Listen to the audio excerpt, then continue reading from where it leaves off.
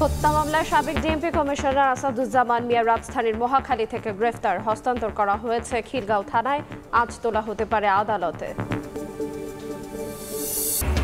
এক মাসেও উদ্ধার হয়নি ঘণ্টার পর ঘণ্টা যানজটে নাকাল স্কুল কলেজের শিক্ষার্থীরা। অপরিকল্পিতভাবে শিক্ষা প্রতিষ্ঠান গড়াই কারণ, দ্রুত বাস সার্ভিস চালুর পরামর্শ। এবং টেলিভিশন বিতর্কে কমলার কাছে ধরাশয়ী ডোনাল্ড ট্রাম্প। হ্যারিসকে বিজয়ী ঘোষণা করলেও বেশিরভাগ গণমাধ্যম দ্বিতীয় বিতর্ক চায় ডেমোক্র্যাট শিবির।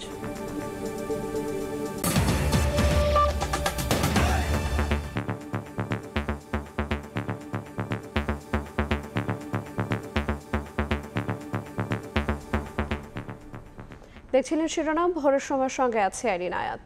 ঢাকা মহানগর পুলিশের সাবেক কমিশনার আসাদুজ্জামান মিয়াকে গ্রেফতার করেছে র্যাব। বুধবার রাতে রাজধানীর মহাখালী থেকে তাকে গ্রেফতার করা হয়। আজ তাকে আদালতে তোলা হতে পারে। 2015 সালে খিলগাঁও থানা ছাত্রদলের সাবেক সম্পাদক মোহাম্মদ নুরুজ্জামান জনিকে পুলিশি হেফাজতে ক্রসফায়ারের নামে হত্যার অভিযোগে ডিএমপির তৎকালীন পুলিশ কমিশনার আসাদুজ্জামান মিয়া সহ 13 পুলিশ কর্মকর্তাকে আসামি করে মামলা করা হয়। গত 3 সেপ্টেম্বর খিলগাঁও থানায় মামলাটি করেন জনির বাবা।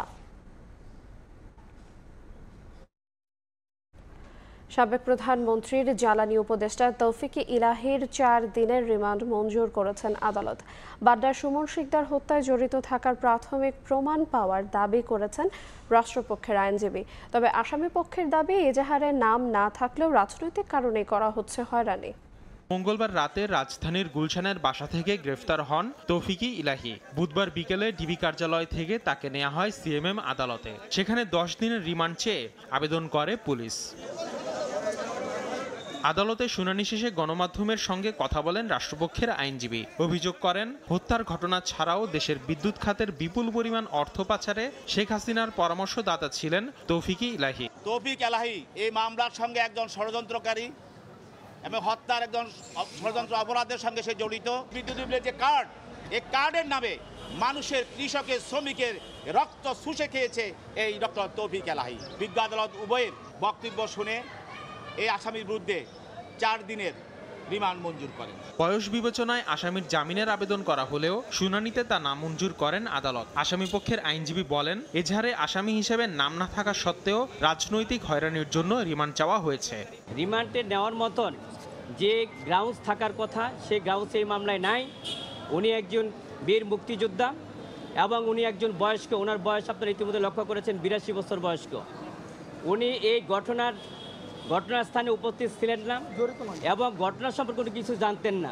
2009 সাল থেকে সাবেক প্রধানমন্ত্রী শেখ হাসিনার বিদ্যুৎ, জ্বালানি ও খনিজ সম্পদ বিষয়ক উপদেষ্টার দায়িত্ব পালন করেন তৌফিক-ই ইলাহী। আসিফ মোহাম্মদ সিয়াম, সময় সংবাদ, ঢাকা। বৈষম্য বিরোধী ছাত্র আন্দোলন দমাতে কয়েকজন সমন্বয়কের তালিকা করেছিল পুলিশ। তাদের মধ্যে অন্যতম ছিলেন শহীদ আবু সাইদ। আন্দোলন নিয়ন্ত্রণে রাখতে টার্গেট করে তাকে গুলি করে হত্যা করা হয়। সময় টিভিকে দেয়া এক সাক্ষাৎকারে এমনটাই জানান মামলার প্যানেল আইনজীবী রকুনুজ্জামান। এই মামলায় 2 পুলিশ সদস্য গ্রেফতার হলেও বাকিরা এখনও ধরাছোঁয়ার বাইরে। এদিকে বেগম রোকেয়া বিশ্ববিদ্যালয়ের ভিসি ও প্রক্টর সাইদ হত্যার দায় কোনোভাবেই এড়াতে পারে না বলে ক্ষোভ জানিয়েছেন শিক্ষার্থীরা। শাকিল মাহমুদের ক্যামেরায় নাজমুল ইসলাম নিশাতের রিপোর্টে বিস্তারিত। সাইদের আইনজীবী জানান, আন্দোলন দমাতে বেশ কয়েকজন সমন্বয়কের তালিকা করেছিলেন পুলিশ। তাদের নাম ও ছবি ছড়িয়ে দেওয়া হয় নিজস্ব গ্রুপে, যাদের মধ্যে অন্যতম ছিলেন আবু সাইদ। আইনজীবীর দাবি, আবু সাইদকে টার্গেট করে পরিকল্পিতভাবে গুলি করা হয়। এসআইরা তারা নিজেরা কথোপকথন করছিলেন এবং শিক্ষার্থীদেরকে দেখাচ্ছিলেন যে গোল চিহ্নিত যে 6 জন সমন্বয়ক কিংবা নেতৃত্ব দানকারী যে সমন্বয়করা ছিলেন, তাদেরকে যে কোনো মূল্যে থামাতে হবে। মানে তারা পুলিশের হোয়াটসঅ্যাপ গ্রুপে এইটা আলোচনা হচ্ছিল, সেটা ছাত্ররা দেখেছেন। হত্যার ঘটনায় 18 আগস্ট 10 পুলিশ সদস্য ও 2 বিশ্ববিদ্যালয় শিক্ষক সহ 17 জনের নাম উল্লেখ করে আদালতে মামলা করেন সাইদের বড় ভাই রমজান আলী। এখন পর্যন্ত এএসআই আমির আলী ও কনস্টেবল সুজন চন্দ্র রায় গ্রেপ্তার হলেও ঊর্ধ্বতন পুলিশ কর্মকর্তারা ধরাছোঁয়ার বাইরে রয়ে গেছেন। তবে মেট্রোপলিটন কমিশনার জানান, সাইদ হত্যার ঘটনায় যত বড় পুলিশ কর্মকর্তাই জড়িত থাক, ছাড় দেওয়া হবে না। সে যত বড় অফিসারই হোক না কেন, সে পার পাবে না। যাদের বিরুদ্ধে এভিডেন্স আছে তারা কিন্তু কখনো এগুলোতে পার পাবে না।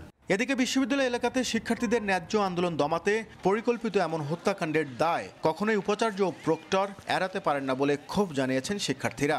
ক্যাম্পাসের গেটে দাঁড়িয়ে পুলিশ আমাদেরকে গুলি করলো, সেটার দায়ভার অবশ্যই প্রক্টোরিয়াল বডিকে নিতে হবে এবং ভিসিকে নিতে হবে। পরবর্তীতেও ক্যাম্পাসে কিন্তু তাদের অবস্থান আসলে দেখা যাচ্ছে। এটি একজন শিক্ষার্থী হিসেবে আমার জন্য সবচেয়ে বেদনার একটি জায়গা। অবশ্যই দায়িত্ব অবহেলার একটা জায়গা ছিল, যার জন্যই কিন্তু তারা প্রথমে পদত্যাগ করে এই দায়বদ্ধতা থেকে সরে আসার একটা চেষ্টা চালিয়েছিল। প্রশাসনের কাছে অনুরোধ জানাবো যেন অতি সত্বর তদন্ত করে তাদেরকে বিচারের আওতায় আনা হয়। মামলার তদন্তকারী সংস্থা পিবিআই বলছে, তদন্তের ক্ষেত্রে ভিডিও ফুটেজ, অস্ত্রের ধরন, পোস্টমর্টেম রিপোর্ট ও ঘটনার সঙ্গে সংশ্লিষ্ট সবার মতামতের গুরুত্ব দেওয়া হচ্ছে। নাজমুল ইসলাম নিশাত, সময় সংবাদ, রংপুর। বৈষম্য বিরোধী ছাত্র আন্দোলনে সারা দেশে নিহত হয়েছেন 700 জন, আহত হয়েছেন প্রায় 19,000। সচিবালয়ের ব্রিফিংয়ে এই তথ্য জানিয়েছেন স্বাস্থ্য মন্ত্রণালয়ের জ্যেষ্ঠ সচিব আকমল হোসেন। সরকার আহতদের যথাযথ চিকিৎসা সহ প্রয়োজনে বিদেশে চিকিৎসার ব্যবস্থা করবে বলেও জানান তিনি। যারা আহত হয়েছেন তাদেরকে সর্বোচ্চ সেবা দেওয়ার আমরা চেষ্টা করছি। এমনকি বিদেশি বিশেষজ্ঞ আমরা এনে কাজ করছি। চোখের এক চোখ বা দুই চোখ হারিয়েছেন আংশিক বা পরিপূর্ণভাবে, এদের সংখ্যা কয়েকশো। তাদেরকে আমাদের ছোট একটা চক্ষু ইনস্টিটিউটে সম্ভব না, বিদেশি বিশেষজ্ঞ দিয়ে আমরা তাদেরকে চেষ্টা করছি। বিমানের মতো কেউ যদি এগিয়ে আসে যে আমরা চিকিৎসার ব্যয়বহুল অংশটা আমরা বহন করব, সেটা আমাদের জন্য সৌভাগ্য। যদি না করে তাহলে যারা খুবই জরুরিভাবে বিদেশে যাওয়া দরকার আমরা ব্যবস্থা করব। আওয়ামী লীগ সরকারের পতনের পর গত 5 আগস্ট বগুড়া থেকে সদর থানায় আগুনের ঘটনা ঘটে। এ সময় থানা ও পুলিশ লাইন্সে থাকা 39টি আগ্নেয়াস্ত্র এবং গোলা বারুদ লুট করে নেয় দুর্বৃত্তরা। এর মধ্যে উদ্ধার হয়েছে 26টি। এছাড়া সরকারের পক্ষ থেকে বারবার ঘোষণার পরেও এখনও লাইসেন্স করা 24টি বৈধ আগ্নেয়াস্ত্র নির্ধারিত সময়ে জমা পড়েনি। যৌথ বাহিনীর অভিযান শুরু হলেও লুট হওয়া বেশিরভাগ আগ্নেয়াস্ত্র উদ্ধার না হওয়ায় জননিরাপত্তা নিয়ে শঙ্কা দেখা দিয়েছে। আব্দুল আওয়ালের রিপোর্ট। গেল 5 আগস্ট আওয়ামী লীগ সরকারের পতনের পর বগুড়া সদর থানায় আগুন দিয়ে 36টি ও পুলিশ লাইন্স থেকে 3টি আগ্নেয়াস্ত্র ও গুলি লুট করে দুর্বৃত্তরা। আগুনে ভস্মীভূত থানা সংস্কারের কাজ প্রায় শেষের দিকে। তবে 1 মাসেরও বেশি সময় পেরিয়ে গেলেও লুট হওয়া অস্ত্রের মধ্যে ফেরত মিলেছে মাত্র 13টি। এখনো সন্ধান মেলেনি 26টির। এদিকে ব্যক্তি মালিকানার বৈধ অস্ত্র জমা দিতে সরকারের বেঁধে দেওয়া 3 আগস্টের মধ্যে বগুড়ায় 363টি আগ্নেয়াস্ত্র জমা পড়েছে। আর গত 6 আগস্ট রাতে বগুড়া শহর থেকে জমা না পড়া 1 বন্দুক ও 663 রাউন্ড গুলি উদ্ধার করে যৌথ বাহিনী। এখনো জমা না পড়া 24টি আগ্নেয়াস্ত্রের সঙ্গে বিপুল পরিমাণে গুলি থাকায় জননিরাপত্তা নিয়ে শঙ্কা প্রকাশ করছেন আইনজীবীরা। অবৈধ অস্ত্র যদি বাহিরে থাকে, এই অস্ত্রগুলি বিভিন্নভাবে সন্ত্রাস সৃষ্টির জন্য, অ্যানার্কি সৃষ্টি করার জন্য, মানুষের জনমনে ভীতি সঞ্চারের জন্য বা সাম্প্রদায়িকতা যে কোনো কাজে এগুলি ব্যবহার হতে পারে। অবৈধ অস্ত্রগুলো দ্রুত সময়ের মধ্যে উদ্ধার করা হোক এবং যাদের কাছে এগুলো অবৈধভাবে এখন রাখা হয়েছে, সরকারের পক্ষ থেকে অ্যানাউন্সমেন্ট দেওয়ার পরেও এই অস্ত্রগুলো রাখার কারণে তাদেরকে আইনানুগ ব্যবস্থা তাদের বিরুদ্ধে নেওয়ার জন্য আমরা জোর দাবি জানাচ্ছি। পুলিশ বলছে লুট হওয়া ও জমা না পড়া অস্ত্র উদ্ধারে যৌথ বাহিনী গোয়েন্দা তথ্যের ভিত্তিতে অভিযান পরিচালনা করছে। তথ্য সংগ্রহ করে দ্রুত উদ্ধারের জন্য কাজ করে যাচ্ছে। আশা করি খুব দ্রুত উদ্ধার হবে 36টা।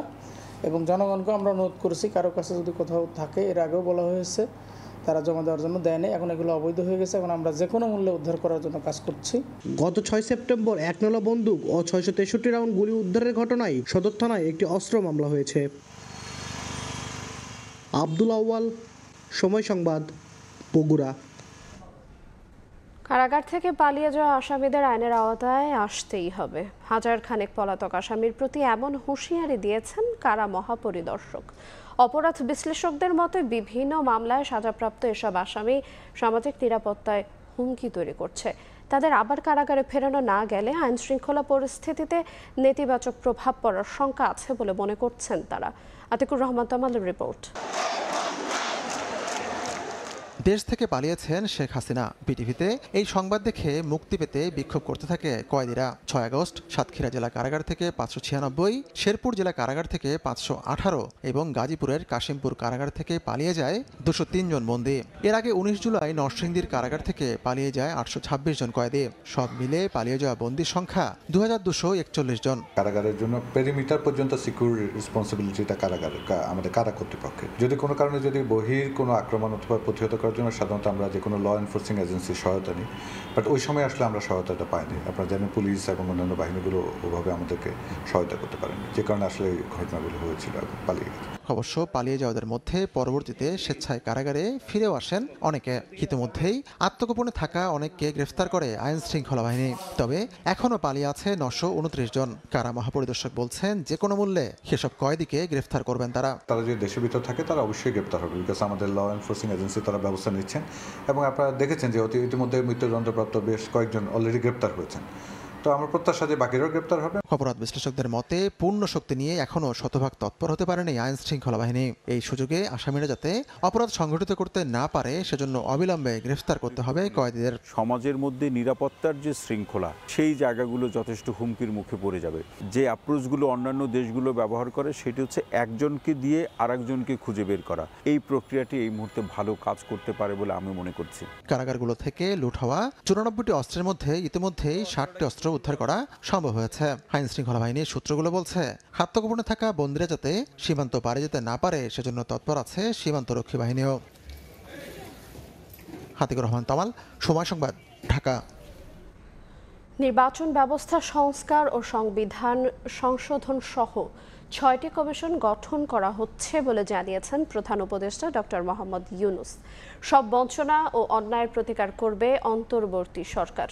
অর্থনীতি সচল রাখতে সবাইকে সহযোগিতার আহ্বানও জানিয়েছেন প্রধান উপদেষ্টা। বুধবার সন্ধ্যায় জাতির উদ্দেশ্যে দেয়া ভাষণে তিনি বলেন, লুটপাট করে বিদেশে পাচার করা অর্থ ফেরানো হবে। আমি গভীর শ্রদ্ধা জানাচ্ছি জুলাই আগস্ট মাসে ফ্যাসিবাদের বিরুদ্ধে জুলাই গণ অভ্যুত্থানের বার্তা বাস্তবায়ন এবং রাষ্ট্র সংস্কারের তাগিদে জাতিকে শক্তিশালী ও আশাবাদী করতে নানা চিন্তা ও কর্মপরিকল্পনা বাস্তবায়নে কাজ করছে অন্তর্বর্তীকালীন সরকার। একযোগে কাজে নেমে পড়ার ফলে বুধবার রাতে জাতির উদ্দেশ্যে দেয়া ভাষণে কর্মপরিকল্পনা ও বিভিন্ন পদক্ষেপের কথা তুলে ধরেন প্রধান উপদেষ্টা ডক্টর মোহাম্মদ ইউনূস। যে সমস্ত ভাই বোনেরা তাদের গত 16 বছরের জাতির উদ্দেশ্যে ভাষণে প্রধান উপদেষ্টা সংবিধান সংশোধন, নির্বাচন ব্যবস্থা, পুলিশ প্রশাসন, বিচার বিভাগ, দুর্নীতি দমন ও জনপ্রশাসন সংস্কারের জন্য 6টি কমিশন গঠনের সিদ্ধান্তের কথা জানান। বাংলাদেশের ফ্যাসিজম বা স্বৈরতান্ত্রিক শাসন পুনরাবৃত্তির আশঙ্কা রোধ এবং জনমালিকানা ভিত্তিক কল্যাণমুখী জনস্বার্থে নিবেদিত একটি রাষ্ট্র ব্যবস্থা প্রবর্তনের লক্ষ্যে কিছু জাতীয় ভিত্তিক সংস্কার সম্পন্ন করা জরুরি হয়ে পড়েছে। উক্ত সংস্কার ভাবনার অন্যতম কেন্দ্রবিন্দু হচ্ছে সুষ্ঠু নির্বাচন ব্যবস্থা, সুশাসন প্রতিষ্ঠা করা। গণতান্ত্রিক বাংলাদেশের রূপরেখা তৈরি করতে দৃঢ় প্রতিজ্ঞাবদ্ধতার কথা জানিয়ে প্রধান উপদেষ্টা আইন নিজের হাতে তুলে না নিতে সবার প্রতি আহ্বান জানান। আইন শৃঙ্খলা পরিস্থিতির উন্নতির জন্য আমরা দিনরাত পরিশ্রম করে যাচ্ছি। কেউ আইন নিজের হাতে তুলে নেবেন না। আইন নিজের হাতে তুলে নিয়ে কেউ সমাজে বিশৃঙ্খল পরিবেশ সৃষ্টি করলে আমরা তাকে অবশ্যই শাস্তির আওতায় নিয়ে আসব। আমরা একটি সাম্প্রদায়িক সম্প্রীতির দেশ। ধর্মীয় সম্প্রীতি বিনষ্ট হয় এমন কোনো কাজ কেউ কোনোভাবেই করবেন না।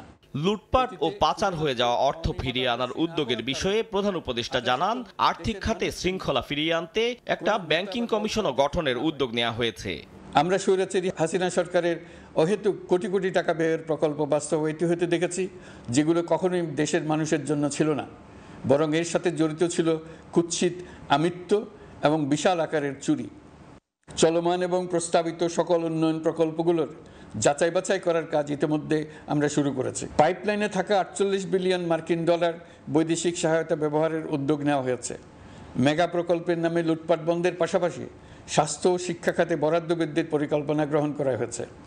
বৈদেশিক মুদ্রার রিজার্ভের উপর চাপ কমানোর লক্ষ্যে রাশিয়া এবং চীন থেকে প্রাপ্ত ঋণের সুদের হার কমানো এবং ঋণের মেয়াদ বৃদ্ধির জন্য অনুরোধ জানানো হয়েছে।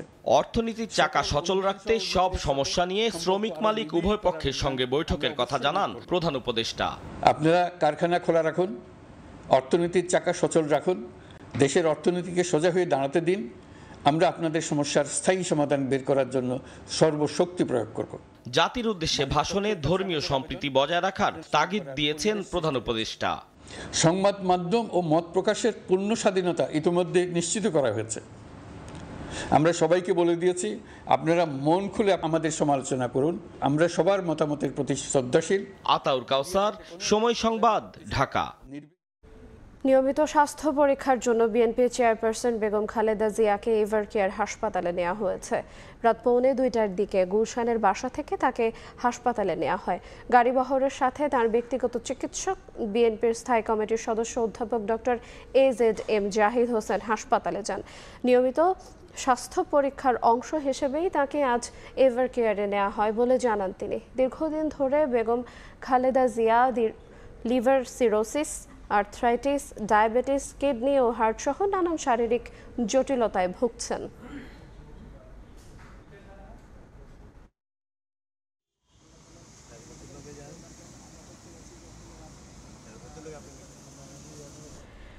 নির্বাচনের সময় বেঁধে দিয়ে অন্তর্বর্তী সরকারকে কোনো চাপে রাখতে চায় না বিএনপি। রাষ্ট্রের সংস্কার শেষ যত দ্রুত সম্ভব নির্বাচন আয়োজনে সরকারকে সব ধরনের সহযোগিতা করবে এই দলটি। এদিকে ছাত্র আন্দোলনে হতাহতদের স্মরণে আগামী 14 ও 15 সেপ্টেম্বর 2 দিনের কর্মসূচি ঘোষণা করেছে বিএনপি। শেখ হাসিনার সরকারের পতনের পর থেকেই কূটনৈতিক তৎপরতা বেশ চোখে পড়ছে রাজনৈতিক অঙ্গনে। বিশেষ করে বিএনপির সঙ্গে কয়েক দফায় বৈঠক করেছেন বিভিন্ন দেশের রাষ্ট্রদূতরা। বুধবার দুপুরে দলটির চেয়ারপারসনের রাজনৈতিক কার্যালয়ে বিএনপি নেতাদের সঙ্গে সাক্ষাৎ করেন বাংলাদেশে নিযুক্ত অস্ট্রেলিয়ান হাইকমিশনার নাদিয়া সিমপসন। 1.5 ঘন্টার বৈঠক শেষে আমির খসরু বলেন, বিদেশিদের সবার আগ্রহ নির্বাচন নিয়ে, কবে নাগাদ ভোট হবে এ নিয়ে বিএনপি কি ভাবছে সে বিষয়ে জানতে চাইছেন তারা। নির্বাচনের জন্য কত সময় লাগতে পারে তারা জানতে চেয়েছে এবং নির্বাচনী কর্মকাণ্ডের জন্য কি কি পরিবর্তন দরকার সেগুলো কিভাবে এগুচ্ছে সে ব্যাপারে জানতে চেয়েছে। এক্স্যাক্টলি আমরা টাইম তো ফ্রেম এই জন্য বলছি না, আমরা তো একটা সময় দিয়ে তাদের উপর চাপ সৃষ্টি করতে চাচ্ছি না। আমরা চাচ্ছি সরকার সফলভাবে তাদের কাজগুলো করুক। গত 15 বছরে দেশে যে ক্ষমতার অপব্যবহার হয়েছে সেখান থেকে বের হয়ে আসতে হবে মন্তব্য করে বিএনপির এই নেতার পরামর্শ, নির্বাহী বিভাগ পুনর্গঠনে সবার সঙ্গে আলাপ আলোচনা করে সিদ্ধান্ত নিলেই সুফল আসবে দেশের জন্য। নির্বাহী বিভাগে আজকে বস্তুতপক্ষে একটা দলীয় নির্বাহী বিভাগ ছাড়া তার কিছু বাকি নাই। এখান থেকে বেরিয়ে আসতে হলে এটা খুব সহজ কাজ নয়। হয়তো ভুল ত্রুটি থাকতে পারে, কিন্তু সেটা আমরা বলবো আলাপ আলোচনার মাধ্যমে সমাধান করার জন্য। একই দিন দুপুরে নয়াপল্টনে দলের কেন্দ্রীয় কার্যালয়ে যৌথ সভা করে আগামী 14 ও 15 সেপ্টেম্বর 2 দিনের কর্মসূচি ঘোষণা করেন দলটির স্থায়ী কমিটির আরেক সদস্য AZM জাহিদ হোসেন। স্মরণ সভা 14 তারিখ কেন্দ্রীয় শহীদ মিনারে, আর গণতন্ত্রের সমাবেশ হবে বিএনপির 15 তারিখে। গণতন্ত্র পুনরুদ্ধারে এখনো লড়াই চলছে মন্তব্য করে জাহিদ হোসেন বলেন, সুষ্ঠু নির্বাচন ব্যবস্থা ও জনগণের সরকার প্রতিষ্ঠা না হওয়া পর্যন্ত আন্দোলন অব্যাহত থাকবে। দুটো ভিন্ন প্রোগ্রাম। আহমেদ সালেহিন, সময় সংবাদ, ঢাকা। আগামীর বাংলাদেশ গড়তে সকল ষড়যন্ত্র মোকাবেলা করে সবাইকে ঐক্যবদ্ধ থাকার আহ্বান জানিয়েছেন বিএনপির ভারপ্রাপ্ত চেয়ারম্যান তারেক রহমান। টাঙ্গাইলের গোপালপুর সুতি বিএম উচ্চ বিদ্যালয় মাঠে আয়োজিত সমাবেশে ভার্চুয়ালি যোগ দিয়ে প্রধান অতিথির বক্তব্যে তিনি কথা বলেন।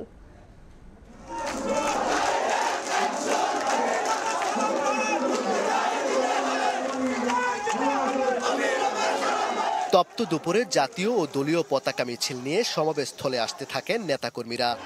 স্লোগানে মুখর হয়ে ওঠে রাজপথ। সাবেক উপমন্ত্রী ও বিএনপির vice chairman advocate Abdus Salam Pintu সহ সব রাজবন্দীর মুক্তির দাবিতে টাঙ্গাইলের গোপালপুরে সরকারি সুতি ভিএম উচ্চ বিদ্যালয় মাঠে সমাবেশের আয়োজন করা হয়। বুধবার সকাল থেকে জেলা উপজেলার নেতাকর্মীরা মিছিল নিয়ে সমাবেশস্থলে আসেন। কানায় কানায় পরিপূর্ণ হয়ে ওঠে বিদ্যালয় মাঠ।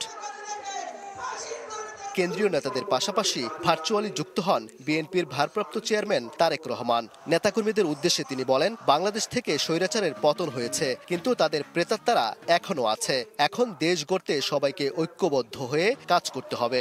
আমরা 17 বছর আন্দোলনের মাধ্যমে আমাদের গণতান্ত্রিক যে অধিকার সেটির একটি অংশ অর্জন করতে সক্ষম হয়েছে স্বৈরাচারকে বিদায় করার মাধ্যমে।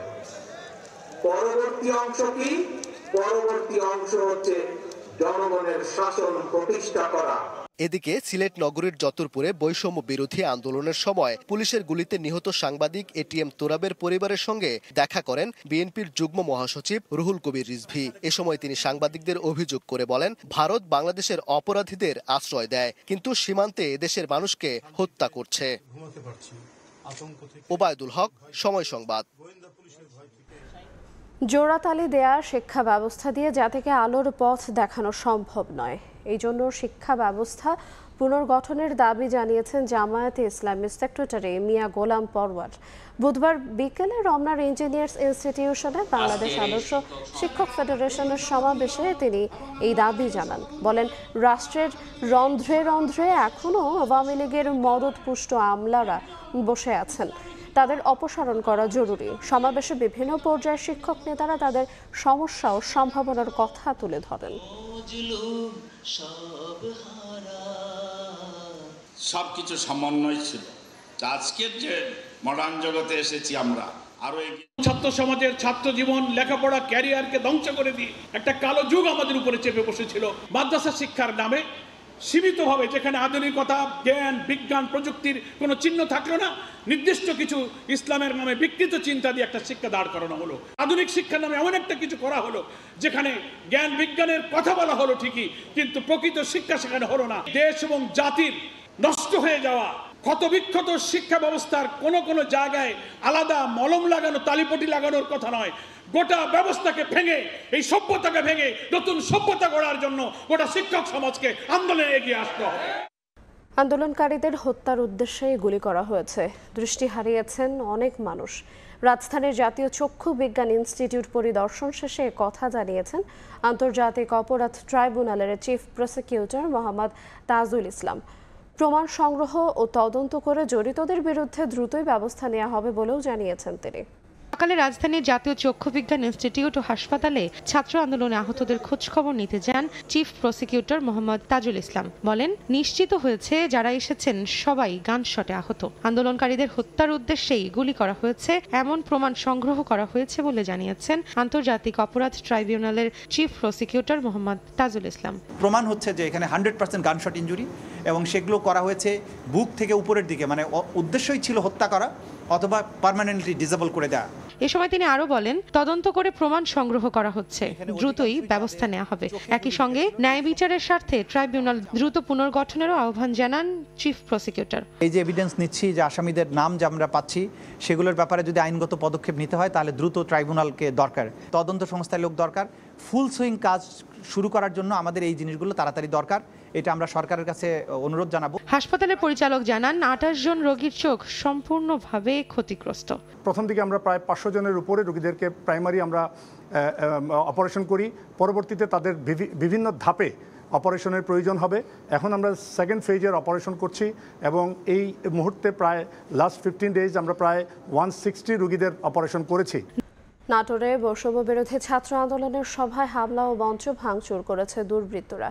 এ ঘটনায় ছাত্রলীগকে দায়ী করেছেন সমন্বয়করা। এদিকে খাগড়াছড়িতে শিক্ষার্থীদের সঙ্গে মতবিনিময় সভায় কেন্দ্রীয় সমন্বয়ক হাসনাত আবদুল্লাহ বলছেন, রাষ্ট্র সংস্কার না হওয়া পর্যন্ত এই আন্দোলন চলবে। কলেজ মাঠে বৈষম্য বিরোধী ছাত্র আন্দোলনের জনসভাস্থলে মঞ্চ ভেঙে ফেলে দুর্বৃত্তরা। ছিঁড়ে ফেলা হয় ব্যানারও। পরে মঞ্চ ঠিক করে বিকেলে সভা শুরু করেন সমন্বয়করা। প্রশাসনকে স্পষ্ট জানিয়ে দিয়েছি, যারা এগুলোর সাথে জড়িত আপনারা তদন্ত করে দ্রুততম সময়ের মধ্যে তাদের বিরুদ্ধে ব্যবস্থা নেবেন। চাঁদাবাজির, টেন্ডারবাজির বিরুদ্ধে কথা বলতে এসেছি। যারা আমাদের কথা বলতে দিবে না তারা কারা? ব্রাহ্মণবাড়িয়ার শিক্ষার্থীদের সঙ্গে সভা করেছেন বৈষম্য বিরোধী ছাত্র আন্দোলন। এ সময় সমন্বয়ক আব্দুল কাদের বলেন, ছাত্র জনতার আন্দোলন শুধু হাসিনার ফ্যাসিস্টের বিরুদ্ধে নয়, একটা সিস্টেমের বিরুদ্ধে। ছাত্র জনতার ঐক্যবদ্ধ বাংলাদেশ গড়তে, দুর্নীতিমুক্ত বাংলাদেশ গড়তে আমাদেরকে ঐক্যবদ্ধ হবে। এদিকে বান্দরবানে ক্ষুদ্র নৃগোষ্ঠীর সাংস্কৃতিক ইনস্টিটিউট মিলনায়তনে স্থানীয় শিক্ষার্থীদের সঙ্গে মতবিনিময় সভা করে বৈষম্য বিরোধী ছাত্র আন্দোলন। এ সময় উপস্থিত ছিলেন কেন্দ্রীয় কমিটির সমন্বয়ক হাসনাত আবদুল্লাহ। বলেন, সাংবিধানিক সংস্থাগুলোর প্রতি মানুষের পূর্ণ আস্থা ফিরে না আসা পর্যন্ত দেশ পুনর্গঠন হবে না। যতদিন না পর্যন্ত এই কনস্টিটিউশনাল ইনস্টিটিউশনসগুলোর প্রতি মানুষের আস্থা আসছে, ততদিন পর্যন্ত আমাদের এই রাষ্ট্র পুনর্গঠনের কাজ শেষ হবে না। যতদিন না পর্যন্ত রাষ্ট্র পূর্ণাঙ্গভাবে গঠন হচ্ছে, ততদিন পর্যন্ত আমাদের এই সংগ্রাম অব্যাহত থাকবে। পটুয়াখালী শিল্পকলা একাডেমিতে শিক্ষার্থীদের সঙ্গে সভা করেছে বৈষম্য বিরোধী আন্দোলনের কেন্দ্রীয় সমন্বয়করা। অনুষ্ঠানে আব্দুল হান্নান মাসুদ, সানজানা আফিফা অদিতি, MA সাইদ সহ 10 সদস্যের প্রতিনিধি দল অংশ নেয়। সর্দার মোহাম্মদ আরিফ, সময় সংবাদ। ভোরের সময় আরো থাকছে। শঙ্কা কাটিয়ে চট্টগ্রামে শুরু হয়েছে টিসিবির পণ্য বিক্রি। কাউন্সিলরদের অনুপস্থিতিতেই চলছে বিতরণ, দেরিতে শুরু হওয়ায় তা চলবে মধ্য সেপ্টেম্বর পর্যন্ত। গুম হওয়া 155 জনের সম্পর্কে জানতে চায় পরিবার। জোরপূর্বক আটকে রাখারা যদি আর না ফেরে তবে মৃত্যু সনদ দেওয়ার দাবি তাদের। গুম খুনের সঙ্গে জড়িতদের কঠিন বিচারের মুখোমুখি করার দাবি স্বজনদের। বুধবার বিকেলে জাতীয় জাদুঘরে গুম বিরোধী সংগঠন মায়ের ডাক আয়োজিত আলোচনা সভায় কথা বলেন তারা। কারো ভাই, কারো বাবা, কারো স্বামী, কাউকে তুলে নেওয়া হয়েছে ঘর থেকে, কেউ ঘরে ফেরার পথে নিখোঁজ। এমন শত ঘটনার সাক্ষী হয়ে আছে আয়না ঘরের জবানবন্দিতে। গুম বিরোধী সংগঠনের হিসেবে 709 জন নিখোঁজের মধ্যে এখনও ফেরেননি 155 জন। গুম, জান ও জবান, মায়ের ডাক, আমরা কি চাই।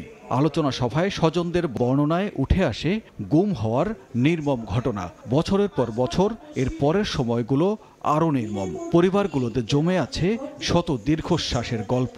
অপেক্ষার প্রহর গুনতে গুনতে ক্লান্ত স্বজনেরা এখনও নিরুপায়। প্রতীক্ষার শেষ হবে কিনা জানেন না তারা। এখন দাবি বিচারের, দাবি গুম নামক শব্দটি বাংলাদেশ থেকে চিরতরে বিদায়ের। 155 জন এখনো ফিরে আসেন নাই আমাদের পরিবার বর্গদের মাঝে। অনেকেই ফিরে এসেছেন, তাদের মানসিক, শারীরিক এবং একই সাথে সামাজিক বাস্তবতা খুব বেশি একটা ভালো না।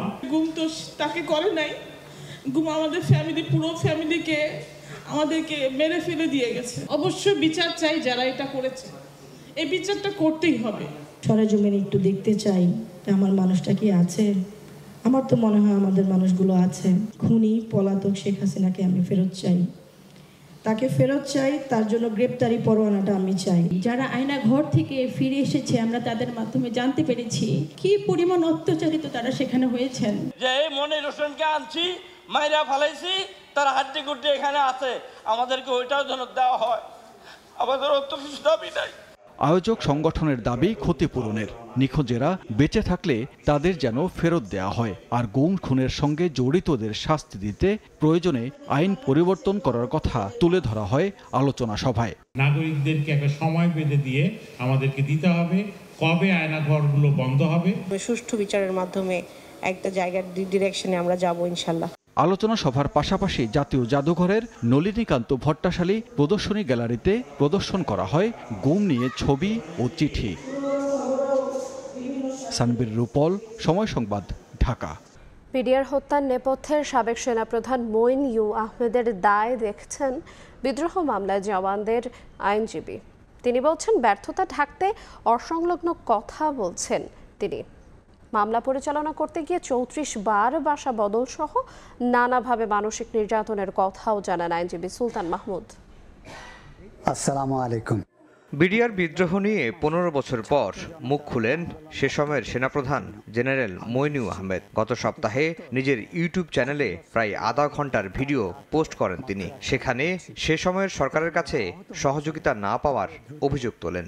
এই তদন্ত আদালত করতে যেসব জিনিস প্রয়োজন তা সেভাবে সরকার থেকে আমরা সাহায্য পাইনি। সাবেক সেনাপ্রধান যে বক্তব্য দিয়েছে তার বক্তব্য সঠিক নয়, এবং তিনি চেষ্টা করলে এবং সরকার চেষ্টা করলে এইসব আমাদের দেশপ্রেমিক সেনাবাহিনী অফিসারদেরকে বাঁচাইতে পারতেন। বিডিআর সদস্যদের মামলা পরিচালনা করতে গিয়ে এই আইনজীবী জানতে পারেন 25 ফেব্রুয়ারি ঘটনার আগেই বিডিআরের কয়েকজন সদস্য বৈঠক করেন ফজলেনুর তাপসের সঙ্গে। হত্যার নেপথ্যে পার্শ্ববর্তী একটি দেশের ইন্ধন রয়েছে বলেও জানান তিনি। জেডি তৌহিদের বাসায় একাধিকবার আওয়ামী লীগের নেতৃবৃন্দের সাথে, এমপি তাপস সাহেবের সাথে এই 20 থেকে 25 জন যে ছিল বিডিআর সৈনিক এবং বহিরাগত কিছু ছিল, তারা বাংলা হিন্দি দুই ভাষায় কথা বলে। আমি মামলার সূত্রে তাদের সাথে জন্মিষ্ছি, তারা তখন আমাকে জানাইছে।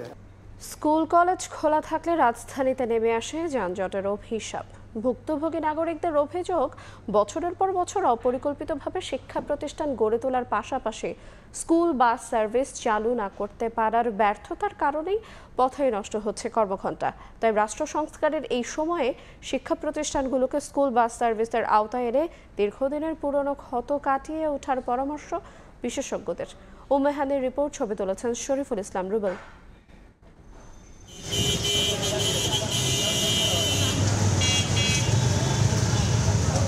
দীর্ঘ অপেক্ষার ছাপ চোখে মুখে, শরীর জুড়ে রাজ্যের ক্লান্তি। দিনের শুরুতেই যেন দিন শেষের অনুভূতি। 2 থেকে 2.5 ঘন্টা আগে ঘর থেকে বেরিয়েও মেলে না গন্তব্যের দেখা। এই তো রাজধানীর স্কুলগামী শিক্ষার্থীদের নিত্যদিনের তিক্ত অভিজ্ঞতা। রাস্তা প্রায় 40 মিনিট যাবত গাড়িতে বসে আছি। আমি তো কখনো এটা এক্সপেক্ট করি না যে আমার সময়টা ওয়েস্টেজ হোক। বাচ্চা আমার মাত্র 3-তে পড়ে, এতটা পথ দৌড়ায় আসা লাগলো। এট এ টাইমে যখন এই জায়গায় গাড়িগুলো আসে তখন মানে কন্ট্রোল করাটা আসলেই খুব চ্যালেঞ্জিং আর কি। এখন আমি দাঁড়িয়ে আছি মোহাম্মদপুরের ইকবাল রোডে। এই এলাকাটিতে ছোট বড় মিলিয়ে রয়েছে প্রায় 17টি স্কুল। সব শিক্ষার্থীরা যাচ্ছেন স্কুলে। আমার পিছনে যে যানজটের চিত্র দেখছেন সেটি এখানকার স্কুল শুরু এবং শেষের সময়কার নিত্যদিনের চিত্র। তবে পরিবহন বিশেষজ্ঞরা বলছেন স্কুল বাস সার্ভিস চালু থাকলে এই ট্রাফিকের চিত্রটি হতো ঠিক ভিন্ন। কোনো উদ্যোগ যে নেওয়া হয়নি তা কিন্তু নয়। লোক দেখানো স্কুল বাস সার্ভিসের সবশেষ দৃষ্টান্ত রাজধানীর বনানী বিদ্যানিকেতন স্কুল অ্যান্ড কলেজের। কয়েক হাজার শিক্ষার্থীর ওই স্কুলটিতে চলতি বছরের 3 জুলাই অনেকটা ঢাকঢোল পিটিয়ে চালু করা হয় 3টি মাত্র বাস। প্রয়োজনের তুলনায় অপ্রতুল সার্ভিসটি চালুর সকল ক্রেডিট ঢাকা উত্তর সিটি কর্পোরেশন নিলেও শর্ত মোতাবেক সংস্থাটি দেয়নি কোনো অর্থ। বরং ডিএনসিসির সাবেক মেয়র পলাতক থাকায় এখন অনেকটাই অনিশ্চিত স্কুল বাস প্রজেক্টটি। তারা চেয়েছিল কিন্তু আমরা এখন পর্যন্ত পাই নাই, আর আদৌ দিবি কিনা আমরা জানি না। তবে আমরা আমাদের নিজস্ব অর্থায়নে এই বাস সার্ভিস চালু রাখতে চাই।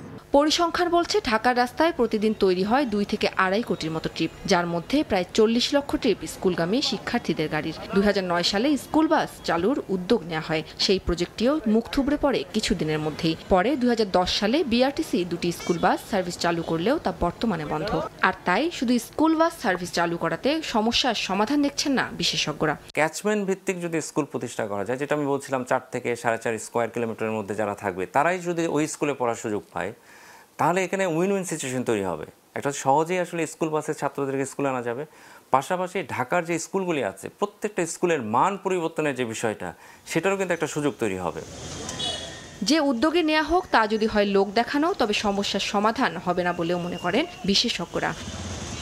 উম্মে হানি, সময় সংবাদ, ঢাকা। শঙ্কা কাটিয়ে চট্টগ্রামে টিসিবির ন্যায্য মূল্যে পণ্য বিক্রির কার্যক্রম শুরু হয়েছে। রাজনৈতিক পট পরিবর্তনে কাউন্সিলরদের অনুপস্থিতিতে সরকারি বিভিন্ন দপ্তরের কর্মকর্তার তত্ত্বাবধানে এই পণ্য বিক্রির কাজ চলছে। পণ্য বিক্রি দেরিতে শুরু হওয়ায় তা চলবে মধ্য সেপ্টেম্বর পর্যন্ত। তবে কিছুটা বিড়ম্বনায় পড়তে হচ্ছে বলে জানান ডিলাররা। বিস্তারিত জানাচ্ছেন ফেরদৌস লিপি। নিম্ন আয়ের মানুষদের মধ্যে খাদ্য নিরাপত্তায় ভূমিকা রাখতে ট্রেডিং কর্পোরেশন অব বাংলাদেশ বা টিসিবি সারা দেশে 1 কোটি ফ্যামিলি কার্ডধারী পরিবারের মাঝে ভর্তুকি মূল্যে পণ্য বিক্রি করে প্রতি মাসে। কিন্তু গত 5 আগস্ট ছাত্র জনতার গণ অভ্যুত্থানে রাজনৈতিক পট পরিবর্তনের পর চট্টগ্রাম নগরীর 41টি ওয়ার্ডের অনেক কাউন্সিলর 1 মাস ধরে অফিস করছেন না। অনেকে রয়েছেন আত্মগোপনে। ফলে কাউন্সিলরদের অনুপস্থিতিতে নগরীতে আগস্ট মাসে টিসিবির ন্যায্য মূল্যে পণ্য বিক্রি কার্যক্রম চালু করা যায়নি। তবে শেষ পর্যন্ত সরকারি বিভিন্ন দফতরের কর্মকর্তাদের তত্ত্বাবধানে ডিলারদের মাঝে টিসিবির পণ্য বিক্রি কার্যক্রম শুরু হয়েছে। আর অল্প কিছু কার্ড আমার টোটাল চিটং জেলায় হলো 5,35,050 জন উপভোগী। তার মধ্যে আর হয়তো 70,000 কার্ডের পণ্য বাকি আছে। আমি আশা করি আগামীকাল পরশুর মধ্যে আমি শেষ করে দিব। শঙ্কা কাটিয়ে দেরিতে হলেও আগস্ট মাসে টিসিবির পণ্য বিক্রি শুরু হয়। সেপ্টেম্বর মাসেও আঞ্চলিক অফিস থেকে গেল মাসের পণ্য তুলছেন ডিলাররা। তবে পণ্য প্রাপ্তিতে বেশ কয়েকজনের স্বাক্ষর লাগায় বিড়ম্বনায় পড়তে হচ্ছে তাদের। একটু বিড়ম্বনায় পড়তেছে, এরাও বুঝাইতে পারতেছে না, ওনারাও বুঝে নিতে পারছে। ওনাদেরকে চিঠি দিয়েছে সরকারিভাবে দেখে স্বাক্ষর করার জন্য। তো ওইটা হলো যে উনি মাল বিক্রিকালীন সময় ওনাদেরকে একটু খবর দেয়, তাহলে ওনাদেরকে একটু নিয়ে আসতে, ওনারা তা চিনে না। বিশেষজ্ঞরা বলছেন দ্রব্যমূল্যের ঊর্ধ্বগতির বাজারে ইতিবাচক প্রভাব ফেলতে হলে ওএমএস টিসিবির বাইরেও রেশন কার্ডের ব্যবস্থা করতে হবে। সে সঙ্গে সম্পূর্ণ ভেঙে দিতে হবে বাজার সিন্ডিকেট।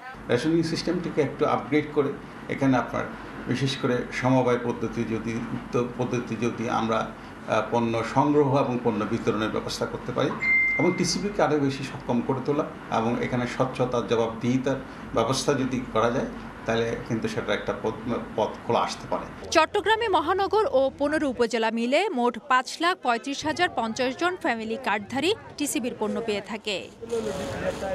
ফেরদৌস লিপি, সময় সংবাদ, চট্টগ্রাম।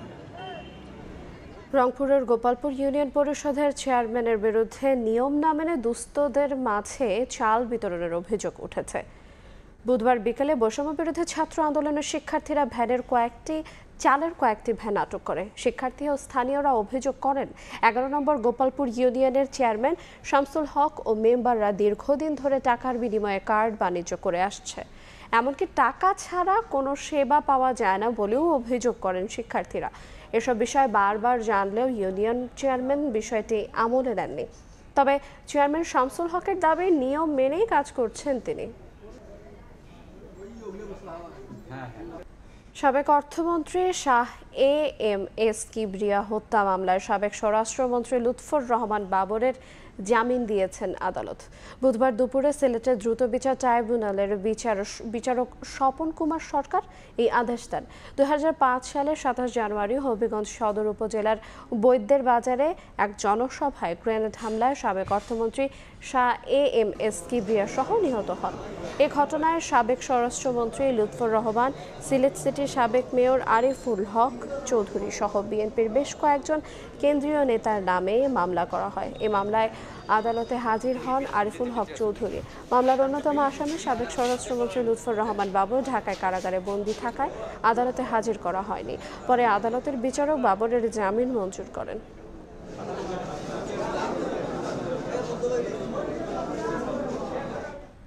একটি গণ অভিপ্রায়ের বিরুদ্ধবাদী সংবিধান অর্ধ শতাব্দী ধরে বাংলাদেশের মানুষকে হাজার বছরের কৃষ্টি, সংস্কৃতি, ইতিহাস, ঐতিহ্যের বিরুদ্ধে চালিত করেছে বলে মন্তব্য করেছেন বাংলাদেশ খেলাফত মজলিসের মহাসচিব মাওলানা মোহাম্মদ মামুনুল হক। বুধবার বিকেলে মুন্সিগঞ্জ শহরে বৈষম্য বিরোধী ছাত্র আন্দোলনে নিহত ও আহতদের স্মরণে দোয়া ও নৈরাজ্যবাদ বিরোধী পথসভায় এ কথা বলেন। এ সময় তিনি আরও বলেন, ছাত্র ও আলেম সমাজকে আগামীর বাংলাদেশ বিনির্মাণে গুরুত্বপূর্ণ ভূমিকা পালন করতে হবে।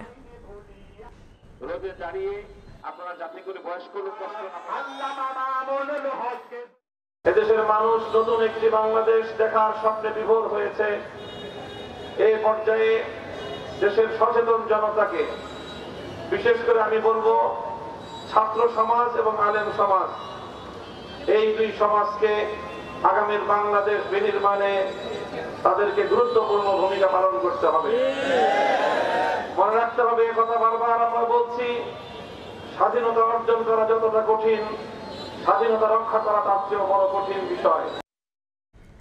পাবনায় জাতীয় পরিচয়পত্র সহ শিক্ষা সনদ জালিয়াতি চক্রের অন্যতম সদস্যকে গ্রেফতার করে র্যাব। গত 10 সেপ্টেম্বর রাতে পাবনা সদর থানাধীন এলাকায় অভিযান চালায় র্যাবের একটি অভিযানিক দল। পরে সদরের পৌর এলাকার কাচারিপাড়া নামক স্থান থেকে নিলয় পারভেজ ইমনকে গ্রেফতার করে তারা। তিনি দীর্ঘদিন কম্পিউটার অপারেটর হিসেবে অবৈধভাবে মোটা অঙ্কের টাকার বিনিময়ে জন্ম সনদ তৈরি করতেন। সম্প্রতি তিনি কানাডার প্রধানমন্ত্রী জাস্টিন ট্রুডোর জন্ম নিবন্ধন সনদ তৈরি করে। পরে বিভিন্ন সামাজিক যোগাযোগ মাধ্যমে তার কর্মকাণ্ড ভাইরাল হলে র্যাব তাকে গ্রেফতার করে।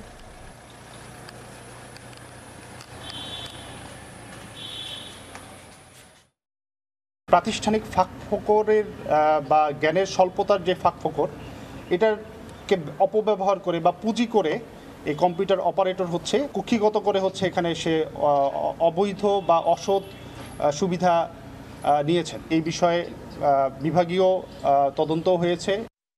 দুর্নীতিগ্রস্ত এবং আওয়ামী লীগ সরকারের সুবিধাভোগী ডিসিদের নিয়োগ বাতিলের দাবি জানিয়েছেন বঞ্চিত কর্মকর্তারা। পরে নতুন 8 জেলা প্রশাসকের নিয়োগ বাতিল করা হয়, রদবদল করা হয় 4 জেলায়। অবশেষে সোমবার 25 জেলায় এবং মঙ্গলবার 34 জেলায় 2 দফায় 59 জন নতুন জেলা প্রশাসক নিয়োগ দেয় অন্তর্বর্তীকালীন সরকার।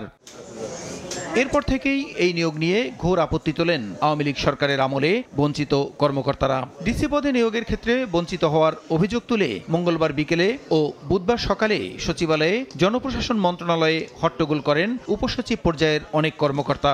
59 জন ডিসি নিয়োগের প্রজ্ঞাপন বাতিল করার দাবি জানিয়ে বঞ্চিতদের পক্ষে বিসিএস 25 ব্যাচের কর্মকর্তা নুরুল হাফিজ গণমাধ্যমকে জানান, নতুন নিয়োগ দেয়া অনেকেই দুর্নীতিগ্রস্ত, তাদের পরিবর্তে মেধাবী, যোগ্য, সৎ কর্মকর্তাদের নিয়োগ দেওয়ার দাবি জানান তিনি। এই প্রজ্ঞাপন দুটি যে হয়েছে, এটা বাতিল করে দিয়ে সততা, মেধা এবং দক্ষতার যোগ্যতার ভিত্তিতে নতুন করে পদায়ন। এদিকে মন্ত্রণালয়ে কিছু কর্মকর্তার হট্টগোলের ঘটনায় গঠিত তদন্ত কমিটির প্রধান স্বাস্থ্য মন্ত্রণালয়ের সিনিয়র সচিব আকমল হোসেন বলেছেন, কর্মক্ষেত্রে প্রবেশের আগেই নবনিযুক্ত ডিসিদের বিরুদ্ধে এমন প্রতিবাদ অশোভন। টপ স্কোরার যারা, তাদেরকে মনোনয়ন দেওয়া হয়েছে। এখন বিতর্ক হয়েছে যে এরা খারাপ, এটা ভালো। যদি আপনি প্রিকনসিপ্ট বলেন যে এদের সবাই স্বৈরাচারের আমলের বেনিফিশিয়ারি, উপকারভোগী, তাহলে ডিসি আমরা কোথায় পাবো? নতুন জেলা প্রশাসকের নিয়োগ বাতিলের দাবি প্রসঙ্গে জনপ্রশাসন মন্ত্রণালয়ের সিনিয়র সচিব মোখলেসুর রহমান বলেন, অভিযোগের ভিত্তিতে ৮ জেলা প্রশাসকের নিয়োগ বাতিল করা হয়েছে আর 4 জনকে রদবদল করা হয়েছে। এটাকে বলতে পারি বিশৃঙ্খলা এবং অশোভন আচরণ। এই সমস্ত পদায়নকৃত জেলা প্রশাসকের বিরুদ্ধে ভ্যালিড অভিযোগ পাওয়া গিয়েছে। অলরেডি 8 জন ডিসিকে তার নিয়োগ বাতিল করা হয়েছে। প্রশাসনের বিভিন্ন ক্ষেত্রে নিয়োগ দেওয়ার জন্য যোগ্য কর্মকর্তা পাওয়া অনেক কঠিন বলেও মন্তব্য করেন এই সিনিয়র সচিব। অফিসার ভালো খুঁজে পাইতেছি না। প্রসূন আশিস, সময় সংবাদ, ঢাকা।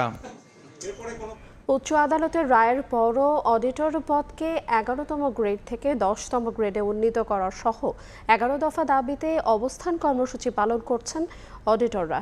একই অডিটর পদে 2 ধরনের গ্রেডের বৈষম্য দূর করার দাবি তাদের।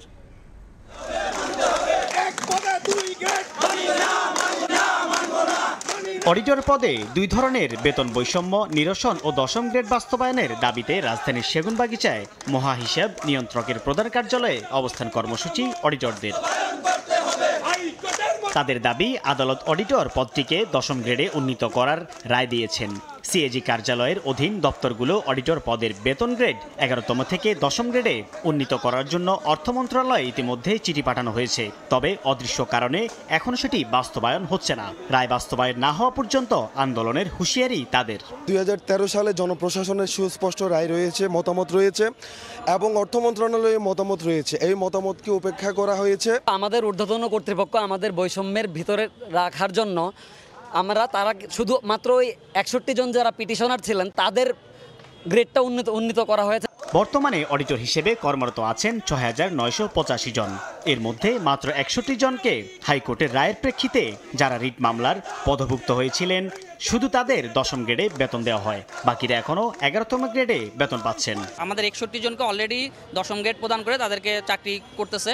তা আমরা চাচ্ছি যে একই পদে যেন 2 রকম বৈষম্য সৃষ্টি না হয়। বর্তমানে আমরা অবস্থান কর্মসূচি করছি এবং আমাদের যে বিল যে পাসিং যে অথরিটি আমাদের সিজিএ থেকে, এখানে বিলের সকল কার্যক্রম বন্ধ আছে। বর্তমান অর্থ সচিব ফেজিস সরকারের মদতপুষ্ট একজন অফিসার, বর্তমান সরকার পট পরিবর্তন হওয়ার পরেও তিনি কিভাবে এই সিটে এখনো কাজ করেন এটা আমাদের জানতে চাই।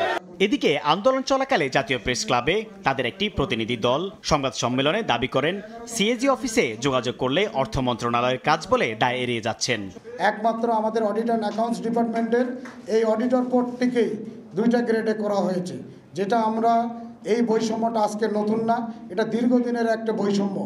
এ সময় কস্ট বেনিফিট অ্যানালাইসিসের ভিত্তিতে অডিট ক্যাডারদের রাজস্বের মিতব্যয়িতা নিশ্চিতের দাবিও তোলেন আন্দোলনকারীরা। সাইফুল ইসলাম, সময় সংবাদ, ঢাকা। শিল্প কারখানায় ভাঙচুর সহ ধ্বংসাত্মক কাজে বিদেশিদের এজেন্টরা জড়িত এমন অভিযোগ করে দেশের অর্থনীতি এগিয়ে নিতে প্রয়োজনীয় ব্যবস্থা নেওয়ার দাবি জানিয়েছে টেক্সটাইল শিল্প মালিকদের শীর্ষ সংগঠন বিটিএমইএ। দেশের স্পিনিং মিলগুলোকে বাঁচাতে সড়ক পথে সুতা আমদানি বন্ধের দাবি জানিয়েছে সংগঠনটি। এদিকে শ্রমিকদের বকেয়া ভাতা পরিশোধ সহ কমিটি গঠন করে সমস্যা সমাধানের আশ্বাস দিয়েছেন শ্রম ও কর্মসংস্থান উপদেষ্টা। স্থানীয় পোশাক শিল্পের কাপড় ও সুতার যোগান দিয়ে দেশের অর্থনীতিতে বড় ভূমিকা রাখছে বস্ত্র খাত। অথচ বর্তমানে গ্যাস বিদ্যুতের তীব্র সংকটে এ খাতের উৎপাদন নেমে এসেছে সক্ষমতার অর্ধেকে। এমন দাবি করে বস্ত্র খাতের শীর্ষ সংগঠন বিটিএমইএ নেতারা তুলে ধরেন কিভাবে ভুল জ্বালানি নীতির বলি হয়েছে দেশের শিল্প খাত। ইন্ডিয়া এবং চায়নাতে এখনো তাদের প্রাইম সোর্স অফ ইলেকট্রিসিটি কোল।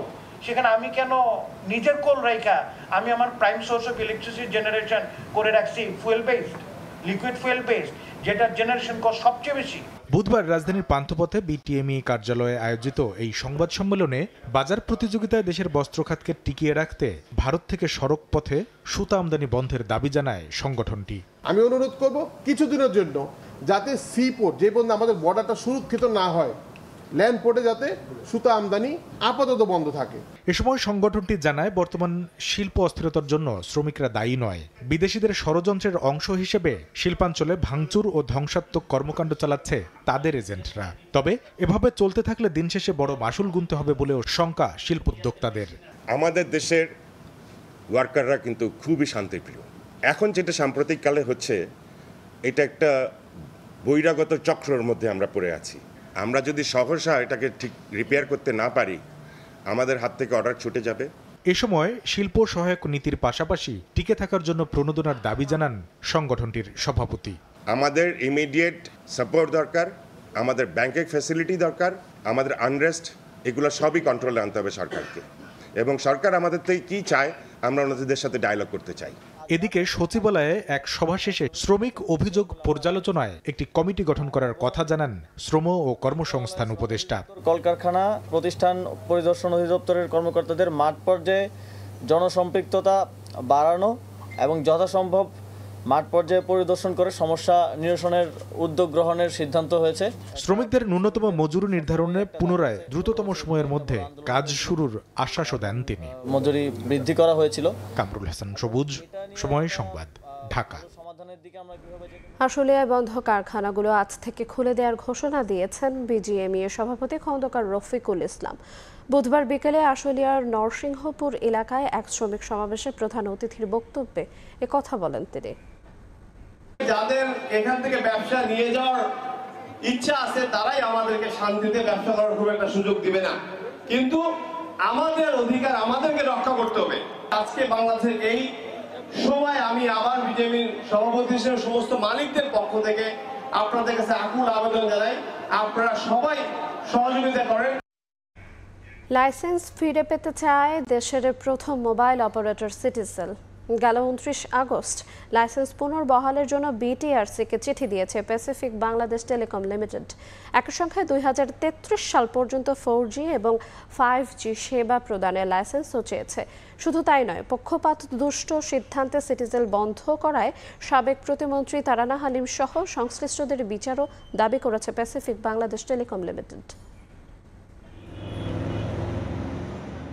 সময়মতো বকেয়া পরিশোধ করতে ব্যর্থ হয় 2016 সালের অক্টোবরে মহাখালীতে সিটিসেলের প্রধান কার্যালয়ে গিয়ে নেটওয়ার্ক সুইচ বন্ধ করে দেয় বিটিআরসি।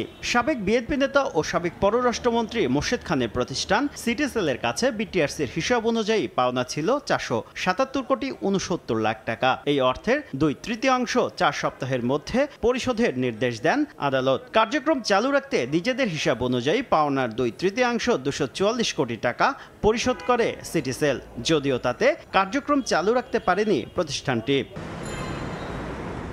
2 দশকেরও বেশি সময় ধরে গ্রাহক সেবা দিয়ে আসা সিটিসেলের ফ্রিকোয়েন্সি লাইসেন্স বাতিল করা হয় 2022 সালের সেপ্টেম্বরে, আর 2023 সালের মার্চে কোম্পানির অপারেটিং লাইসেন্সই বাতিল করে বিটিআরসি। এ সময় লেট ফি ও রানিং বিল মিলিয়ে বিটিআরসির পাওনা ছিল 218 কোটি টাকা।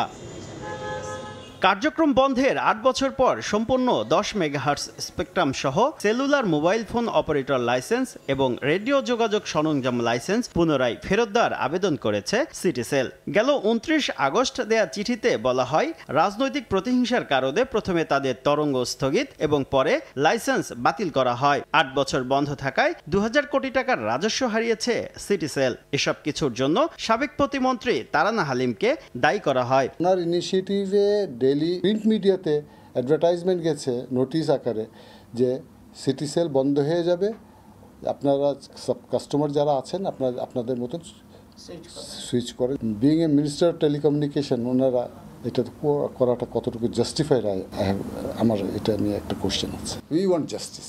পুনরায় ব্যবসায় ফিরতে প্রযুক্তি নিরপেক্ষ লাইসেন্সও চায় সিটিসেল, যাতে 4G ও 5G সেবা অন্তর্ভুক্ত থাকবে।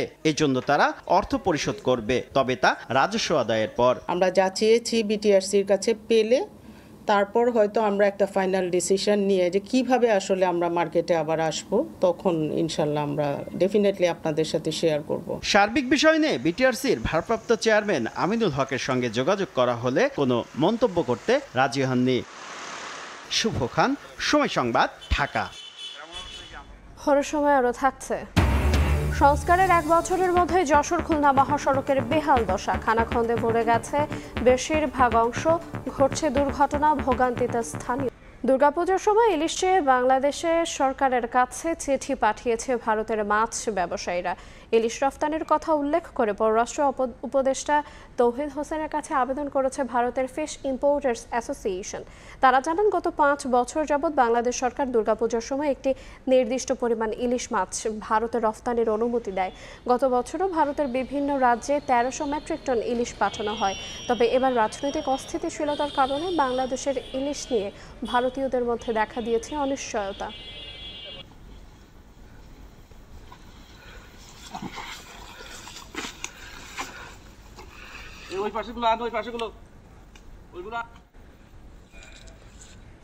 ঝিনাইদহের মহেশপুরে পৌরসভার সংখ্যালঘু পরিবারের ফসলি জমি দখল করে ফুটবল খেলার মাঠ বানানোর অভিযোগ উঠেছে এক ওয়ার্ড কাউন্সিলরের বিরুদ্ধে।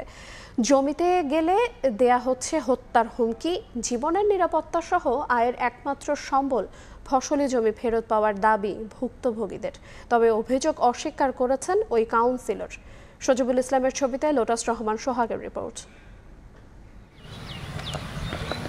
ঝিনাইদহের মহেশপুর পৌরসভার গোপালপুর গ্রামের এই জমিতে আবাদ করে সংসার চালায় ওই গ্রামের ভরত দাসের পরিবার। প্রত্যেক সূত্রে পাওয়া এ জমির ফসল দিয়েই চলত তাদের সংসার। কিন্তু সেই জমি এখন ফুটবল খেলার মাঠ। পাকা ধান লুট করার পাশাপাশি কিছুদিন আগে রোপণ করা ফসল পুড়িয়ে দেওয়া হয়েছে। আবাদ করা মাসকলাই পিষিয়ে দেওয়া হয়েছে ট্রাক্টর দিয়ে। ভুক্তভোগীদের অভিযোগ, 5 আগস্ট ক্ষমতার পট পরিবর্তন হলে পৌরসভার 8 নম্বর ওয়ার্ড কাউন্সিলর বাবুল হোসেনের সহযোগীরা তাদের জমি দখল করে। এমনকি গ্রামের কৃষকের কাছে বিক্রি করা জমিও তারা দখল করে নিয়েছে। জমিতে গেলে দেয়া হচ্ছে হত্যার হুমকি, জীবনের নিরাপত্তা সহ জমি বুঝে পেতে মানববন্ধন করেন ভুক্তভোগীরা। আমরা চাষ করে খাই, এখন দেখা আছে ওই খেলার মাঠের বাঁশ মাস পুঁতে এখন জোর দখলে খেলার মাঠ করছে। জমি জায়গা চইছে একদম মানে গাছগাছালি কেটে সব দখলে নিয়ে নিয়েছে। আমাদের মনে করেন যে কোনো পাত্তাই নেই। আদালতের আদেশ অমান্য করে তারা আমার এই জমি যা ছিল, কলাই ছিল, ধান ছিল কেটে নিয়ে গিয়েছে। পরিবারকে হুমকি দেওয়া হচ্ছে, হেনস্থা করা হচ্ছে। যারা এই ঘটনার সাথে জড়িত এবং দোষী তাদেরকে তদন্ত করে দ্রুত আইনের আওতায় আনুক। এলাকাবাসী বলছেন, ভরত ও শম্ভু দাস তাদের পৈতৃক সম্পত্তি ভোগ দখল করে আসছিলেন। ফসলহানি সহ জমি দখলের প্রতিবাদ জানান তারা। বর্তমান রেকর্ড আছে, 62 সালের রেকর্ড ছিল, 26 সালের রেকর্ডও ছিল তাদের। আর এখানে খেলার মাঠ কোনো দামে খেলা করতে দেখিনি, কাজে খেলার মাঠ তো হতেই পারে না। দুষ্কৃত আছে এই পাশেরই পাড়ায় বা গ্রামে, এরা এসে এই জমি হঠাৎ করে দখল করে এখন বলছে বিরাট স্টেডিয়াম তৈরি করবে এখানে। আমরা অনেকে বাধা দিয়েছি, কিন্তু এই বাধা উপেক্ষা করেও তারা এরকম ধান পাট সমস্ত নষ্ট করে তারা হচ্ছে খেলার মাঠ তৈরি করছে। অবশ্য অভিযোগ অস্বীকার করেন অভিযুক্ত কাউন্সিলর। আমি কিছু জানি না, জমি কার কি বৃত্তান্ত আমি জানি না। তারা সরকারি জমি কি ভিবি জমি আমি কিছুই বলতে পারবো না। ভূমি অফিস বলছে জমিটি ভিবি সম্পত্তির তালিকার অন্তর্ভুক্ত। তবে বর্তমানে ভরত দাস ও তার ভাই শম্ভু দাসের নামে রেকর্ড থাকায় তারা ভোগ দখল করতে পারবেন। যেহেতু রেকর্ড তার নামে আছে এবং সেখান থেকে পানিকানা হস্তান্তর হয়েছে, আর সেক্ষেত্রে বর্তমানে তার দখল যেহেতু ছিল এবং তার ফসলাদি যেহেতু ছিল, সেখানে তো সে ফসলাদি সে ভোগ করতেই পারে। মহেশপুর পৌরসভার হামিদপুর মৌজার 2681 নম্বর RS খতিয়ানের 4039 ও 4040 দাগে এই জমির পরিমাণ মোট 207 শতক। লোটাস রহমান সোহাগ, সময় সংবাদ, ঝিনাইদহ। সংস্কারের 1 বছরের মধ্যে বেহাল দশা যশোর খুলনা মহাসড়কের। খানাখন্দে ভরে গেছে বেশিরভাগ অংশ। প্রতিদিনই ছোট বড় দুর্ঘটনার পাশাপাশি বিকল হচ্ছে যানবাহনের যন্ত্রাংশ। অন্যদিকে ধুলা কাদায় ভোগান্তিতে স্থানীয়রা। সড়ক বিভাগ বলছে বর্ষা মৌসুম শেষে শুরু হবে সংস্কার কাজ। জুয়েল মৃধার পাঠানো তথ্য এবং আবুল কালাম আজাদের ছবি নিয়ে রিপোর্ট। সড়কের কোথাও দেবে গেছে, কোথাও বিটুমিন উঠে ঢিবির মতো হয়ে আছে। বেশ কিছু জায়গায় ছোট বড় গর্ত। রাস্তার ধুলাই ঢেকে যাচ্ছে চারপাশ, ঝুঁকি নিয়ে হেলে দুলে চলছে যানবাহন। 2017 সালে যশোর খুলনা মহাসড়ক সম্প্রসারণ ও পুনর্নির্মাণ শুরু হয়। কয়েক দফা সময় বাড়িয়ে 2023 সালের সেপ্টেম্বরে কাজ শেষ হয়। অথচ 1 বছরের মধ্যে আবারও চলাচল অনুপযোগী হয়ে পড়েছে সড়কটি। এলাকাবাসী জানান, এই সড়ক দিয়ে বেনাপোল স্থলবন্দর, ভোমরা স্থলবন্দর ও দর্শনা স্থলবন্দর, নোয়াপাড়া নদীবন্দর এবং মোংলা সমুদ্র বন্দরগামী হাজারো যানবাহন প্রতিদিন যাতায়াত করে। বাণিজ্যিকভাবে ব্যস্ত এ সড়কে প্রতিদিনই ছোট বড় দুর্ঘটনার পাশাপাশি বিকল হচ্ছে যানবাহনের যন্ত্রাংশ। এতে ক্ষুব্ধ সড়ক ব্যবহারকারী ও এলাকাবাসী। গাড়িগুলো তো ভাঙছে আর গাড়ি পাল্টি খাচ্ছে, গাড়ির পাতি ভাঙছে, হ্যাঙ্গার ভাঙছে, রাস্তার খুবই খারাপ অবস্থা। এই রাস্তার কারণে আমাদের রিং টাল হচ্ছে, 2 দিন বয়ে থাকা লাগতেছে, ইনকাম হচ্ছে না, খুব ঝামেলা। এই রাস্তাটা খুব দ্রুত সংস্কারের প্রয়োজন। সরকার বা যারা দায়িত্বে আছে তারা এমনভাবে রাস্তাটা করুক যাতে জনগণ ভোগান্তিতে না পড়ে, রাস্তাটা আরও সুন্দর হয়। সড়ক বিভাগের দাবি, সড়ক সংস্কারে সংশ্লিষ্ট ঠিকাদারদের চিঠি দেয়া হয়েছে। বর্ষা মৌসুম শেষেই শুরু হবে পুনঃসংস্কার কাজ। যারা ঠিকাদার ছিল আগে, যারা কাজ করেছে, ওদেরকে আমরা বারংবার চিঠি দিচ্ছি। ওদের ভাষ্য হচ্ছে যে বৃষ্টির জন্য ওরা কাজ করতে পারতেছে না, বৃষ্টির পরে ওরা আশা করি অতি দ্রুতই রিপেয়ার কাজ শুরু করবে। সড়ক বিভাগের তথ্য মতে, মহাসড়কের যশোর শহরের পালবাড়ি মোড় থেকে অভয়নগরের রাজঘাট পর্যন্ত 38 কিলোমিটার পুনর্নির্মাণে ব্যয় হয়েছিল 321 কোটি টাকা। সময় সংবাদ, যশোর। মার্কিন প্রেসিডেন্ট নির্বাচন সামনে রেখে ডেমোক্র্যাট ও রিপাবলিকান প্রার্থীদের বিতর্কে বেশিরভাগ গণমাধ্যম কমলা হ্যারিসকে বিজয়ী ঘোষণা করেছে। ট্রাম্প সমর্থক ফক্স নিউজও কমলাকে বিজয়ী বলছে। ভালো করায় ট্রাম্পের বিপক্ষে দ্বিতীয় বিতর্ক চায় কমলার প্রচার শিবির। যুক্তরাষ্ট্র থেকে লস্কর আল মামুনের রিপোর্ট।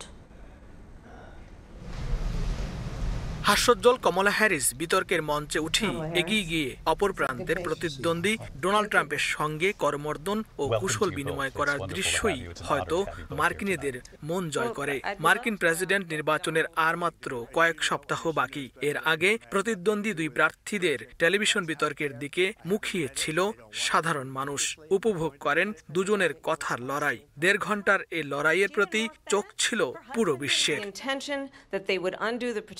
দুজনেই পাল্টাপাল্টি আক্রমণে একে অপরকে নাস্তানাবুদ করার চেষ্টা করেন। এ সময় মার্কিন সংবাদ মাধ্যম এবিসি নিউজ আয়োজিত এ বিতর্কের সঞ্চালক ডেভিড মুইর ও লিন্ডসে ডেভিস অনেকটা ভালোভাবেই সামলে নিয়েছেন তাদের। 59 বছর বয়সী কমলা আর 78-এর ট্রাম্পের বাগযুদ্ধে অধিকাংশ মার্কিন গণমাধ্যম কামালা হ্যারিসকেই জয়ী বলেছেন। মার্কিন সংবাদ মাধ্যম ফক্স নিউজকে বলা হয় ট্রাম্প সমর্থক। সেই ফক্স নিউজই কমলাকে জয়ী বলেছে। ফক্স নিউজের রাজনৈতিক বিশ্লেষক ব্রিট হিউম বলেন, কমলা খুব ভালোভাবেই প্রস্তুতি নিয়ে এসেছিলেন এবং বিতর্ক জুড়ে বিভিন্ন বিষয়ে ট্রাম্পকে লক্ষ্যচ্যুত করতে সক্ষম হয়েছেন। বলেন, ট্রাম্পের জন্য এটি খারাপ রাত ছিল। রাজনৈতিক বিশ্লেষক হ্যারল্ড ফোর্ড জুনিয়র সরাসরি বলেন, এই বিতর্কে জয় পেয়েছেন কমলা। ভোটারদের মতামতের ভিত্তিতে ওয়াশিংটন পোস্ট বলেছে, মঙ্গলবার রাতের বিতর্কে এগিয়ে রয়েছেন কমলা। 90 মিনিটের ওই বিতর্ক দেখেছেন এমন 6 জন ভোটারের সঙ্গে কথা বলে বিবিসি জানিয়েছে, বিতর্কে কমলায় মুগ্ধ ভোটাররা। তবে কাকে ভোট দেবেন তা এখনো চূড়ান্ত করেননি অনেকে। নিউ ইয়র্ক টাইমস বলেছে, হ্যারিস অত্যন্ত দৃঢ়তার সাথে বিতর্ক জুড়ে নিজের কর্তৃত্ব ও নিয়ন্ত্রণ রেখেছে। ওয়াল স্ট্রিট জার্নালও বলেছে একই কথা। তাদের প্রতিবেদনে বলা হয়, হ্যারিস সফলভাবেই ট্রাম্পকে তার আইনি সমস্যা সহ বেশ কয়েকটি ইস্যুতে দমিয়ে রাখতে সক্ষম হয়েছেন। ইউএসএ টুডে হ্যারিসের পারফরমেন্সকে শক্তিশালী বলে বর্ণনা করেছেন। অন্যদিকে ট্রাম্প ছিল রক্ষণাত্মক। টেলিভিশন চ্যানেল MSNBC বলেছে, এই বিতর্কে হ্যারিসের জয় খুব স্পষ্টভাবেই দেখা গেছে। কথার লড়াইয়ে হ্যারিস ডোনাল্ড ট্রাম্পকে খুব সহজেই হারিয়েছেন। একই ধরনের মন্তব্য সিএনএনেরও। তাদের মন্তব্যে উঠে আসে, বিতর্কে খুব সংক্ষেপেই নিজের অবস্থা তুলে ধরে হ্যারিস বিতর্কে ভালো করেছে। প্রথম বিতর্কে জো বাইডেনকে ঘায়েল করলেও এবার কমলাকে মোকাবিলায় অনেকটা ব্যর্থ ট্রাম্প বলেছেন নির্বাচনে জয়ী হলে দায়িত্ব নেয়ার আগেই রাশিয়া ইউক্রেন যুদ্ধ বন্ধ করে তৃতীয় বিশ্বযুদ্ধ ঠেকাবেন। অপরদিকে প্রেসিডেন্ট হিসাবে প্রথম ও সর্বোচ্চ অগ্রাধিকারের মধ্যে দেশের অর্থনীতি ও মধ্যবিত্ত শ্রেণীকে শক্তিশালী করার উপর জোর দেওয়ার কথা জানান ডেমোক্র্যাট প্রার্থী কমলা হ্যারিস। হতে চান সব জনগণের প্রেসিডেন্ট। বিতর্কে ভালো করায় কমলাকে অভিনন্দন জানিয়েছে তার প্রচার শিবির। নির্বাচনের আগে আরও একটি বিতর্কে অংশ নেয়ার জন্য ট্রাম্পের প্রতি আহ্বান জানিয়েছে ডেমোক্রেটিক পার্টি। অন্যদিকে ট্রাম্পের নির্বাচনী শিবির থেকে দাবি করা হয় তাদের প্রার্থী নিপুণ দক্ষতার সঙ্গে বিতর্ক করেছেন। লস্কর আল মামুন, সময় সংবাদ, যুক্তরাষ্ট্র। ট্রাম্প কমলা বিতর্কে রুশ প্রেসিডেন্ট ভ্লাদিমির পুতিনের নাম ব্যবহার করায় আপত্তি জানিয়েছে রাশিয়া। যুক্তরাষ্ট্রের অভ্যন্তরীণ দ্বন্দ্বে রাশিয়াকে অন্তর্ভুক্ত না করার আহ্বান জানায় ক্রেমলিন। ডোনাল্ড ট্রাম্প ও কমলা হ্যারিসের বিতর্কে দুই প্রতিদ্বন্দ্বী বেশ কয়েকবার রুশ প্রেসিডেন্ট ভ্লাদিমির পুতিনের নাম নেয়। রুশ প্রেসিডেন্টের মুখপাত্র দিমিত্রি পেসকভ জানান মার্কিন যুক্তরাষ্ট্র রাশিয়াকে পছন্দ করে না। তাই ক্রেমলিনের আশা ছিল যে প্রার্থীরা পুতিনকে তাদের অভ্যন্তরীণ আলোচনায় জড়াবে না। বিষয়টি রাশিয়ার একদমই পছন্দ হয়নি বলে জানান তিনি।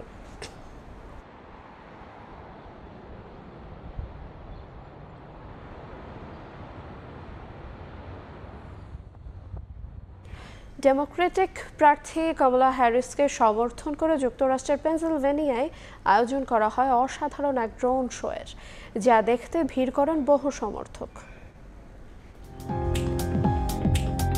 রং বেরঙের লেখা ফুটে উঠছে রাতের আকাশে। কোনোটায় লেখা we are not going back, আবার কোনোটায় লেখা when we fight we win, when we vote we win ইত্যাদি। মাঝে মাঝে যুক্তরাষ্ট্রের পতাকা ভেসে উঠছে আকাশে। ডেমোক্রেটিক প্রার্থী কমলা হ্যারিসকে সমর্থন করে আয়োজন করা হয়েছে চমকপ্রদ এই ড্রোন শোর। মঙ্গলবার যুক্তরাষ্ট্রের পেনসিলভেনিয়া অঙ্গরাজ্যের ফিলাডেলফিয়া শহরে এই আকর্ষণীয় ড্রোন শোর আয়োজন করা হয়, যা দেখতে ভিড় করেন ডেমোক্র্যাট সমর্থকরা। ছিলেন বহু দর্শনার্থী ও পর্যটকরাও। লাইট শো ক্যামেরাবন্দি করতে ব্যস্ত হয়ে পড়েন তারা। আগামী নভেম্বরে মার্কিন প্রেসিডেন্ট নির্বাচন। ভোটারদের মন জয় করতে ব্যস্ত দুই প্রার্থী। নানাভাবে তারা ভোটারদের কাছে যাওয়ার চেষ্টা করছেন। এরই ধারাবাহিকতায় কমলার সমর্থনে এই ড্রোন শোর আয়োজন করা হয়। অর্জিতা শাহজিদ, সময় সংবাদ। মধ্যপ্রাচ্যে চলমান উত্তেজনার মধ্যে ইরাক সফরে গেলেন ইরানের প্রেসিডেন্ট মাসুদ পেজেশকিয়ান। ক্ষমতা গ্রহণের পর প্রথম বিদেশ সফরে ঘনিষ্ঠ মিত্র দেশে গেলেন তিনি। 3 দিনের রাষ্ট্রীয় এই সফরে দুই দেশের সম্পর্ক জোরদারের পাশাপাশি বেশ কয়েকটি চুক্তি স্বাক্ষর হওয়ার কথা রয়েছে। ইসরায়েলের সঙ্গে তেহরানের তীব্র উত্তেজনার মধ্যে ইরানি প্রেসিডেন্টের এই সফরকে বেশ গুরুত্বের সঙ্গে দেখছে যুক্তরাষ্ট্র সহ পশ্চিমা দেশগুলো। বিশেষজ্ঞরা বলছেন নিষেধাজ্ঞার কারণে ইরানের ভঙ্গুর অর্থনীতি চাঙ্গা করতেই প্রতিবেশী দেশগুলোকে পাশে টানতেই পেজেশকিয়ানের বাগদাদ সফর। স্থানীয় সময় বুধবার বাগদাদের মাটিতে পা রাখেন ইরানের প্রেসিডেন্ট মাসুদ পেজেশকিয়ান। ক্ষমতা গ্রহণের পর এই প্রথম বিদেশ সফরে গেলেন তিনি। সফরের প্রথম দিন ইরাকের প্রধানমন্ত্রী মোহাম্মদ শিয়াল সুদানির সঙ্গে সাক্ষাৎ করেন মাসুদ পেজেশকিয়ান। 2020 সালে যুক্তরাষ্ট্রের ড্রোন হামলা নিহত ইরানের মেজর জেনারেল কাশেম সোলাইমানির স্মৃতিস্তম্ভ পরিদর্শন করেন তিনি। বাগদাদের পাশাপাশি ইরাকের কুর্দিস্তানেও সফরের পরিকল্পনা রয়েছে পেজেশকিয়ানের। অতীতে ওই অঞ্চলে হামলা চালিয়েছিল তেহরান। পেজেশকিয়ানের এ সফরে গাজা যুদ্ধ এবং মধ্যপ্রাচ্যের পরিস্থিতি নিয়ে দুই দেশের মধ্যে বেশ কয়েকটি চুক্তি স্বাক্ষর হতে পারে বলে জানিয়েছে বার্তা সংস্থা রয়টার্স। এছাড়া বাণিজ্য, কৃষি ও যোগাযোগ সহ বিভিন্ন ক্ষেত্রে সহযোগিতা বাড়াতে দুই দেশের মধ্যে হতে পারে সমঝোতা স্মারক সই।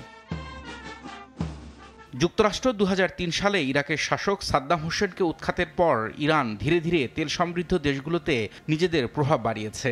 ইরাকও কিছু ইরানপন্থী সশস্ত্র দলকে আশ্রয় দিয়ে আসছে। যুক্তরাষ্ট্র এবং ইরান উভয় দেশের সঙ্গেই বন্ধুত্বপূর্ণ সম্পর্ক ধরে রেখেছে ইরাক।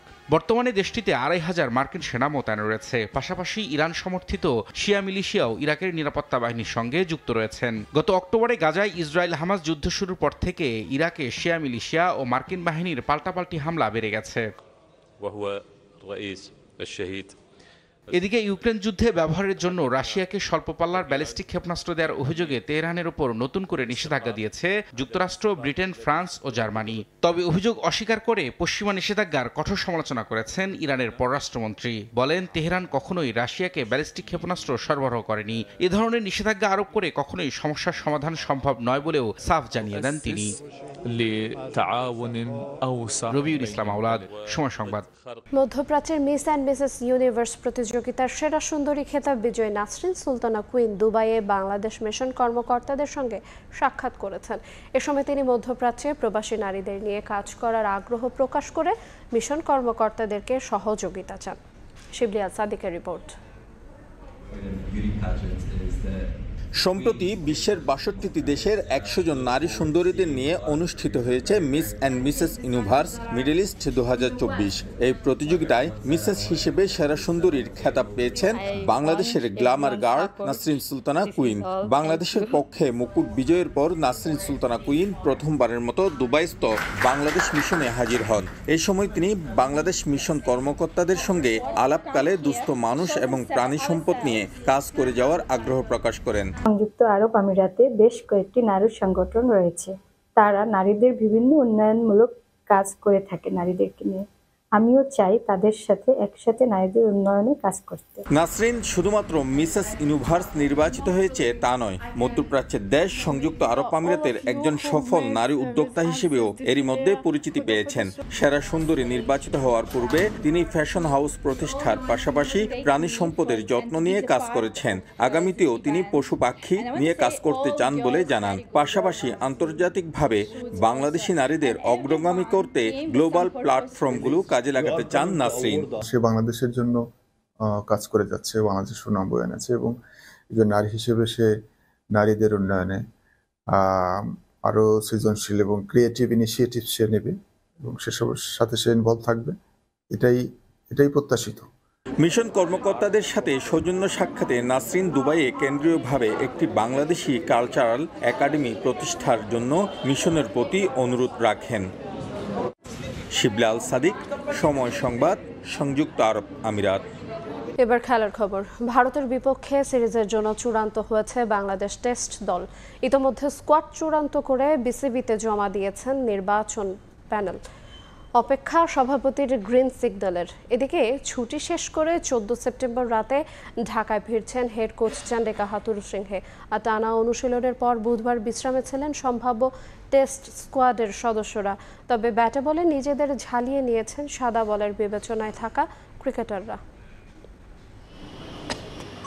দলও গত তাল পাকা ভাদ্রের ভ্যাপসা গরমে টানা অনুশীলন, বুধবার তাই বিশ্রাম দিবস। তবে সবার জন্য নয়, শুধু টেস্ট স্কোয়াডের সদস্যদের।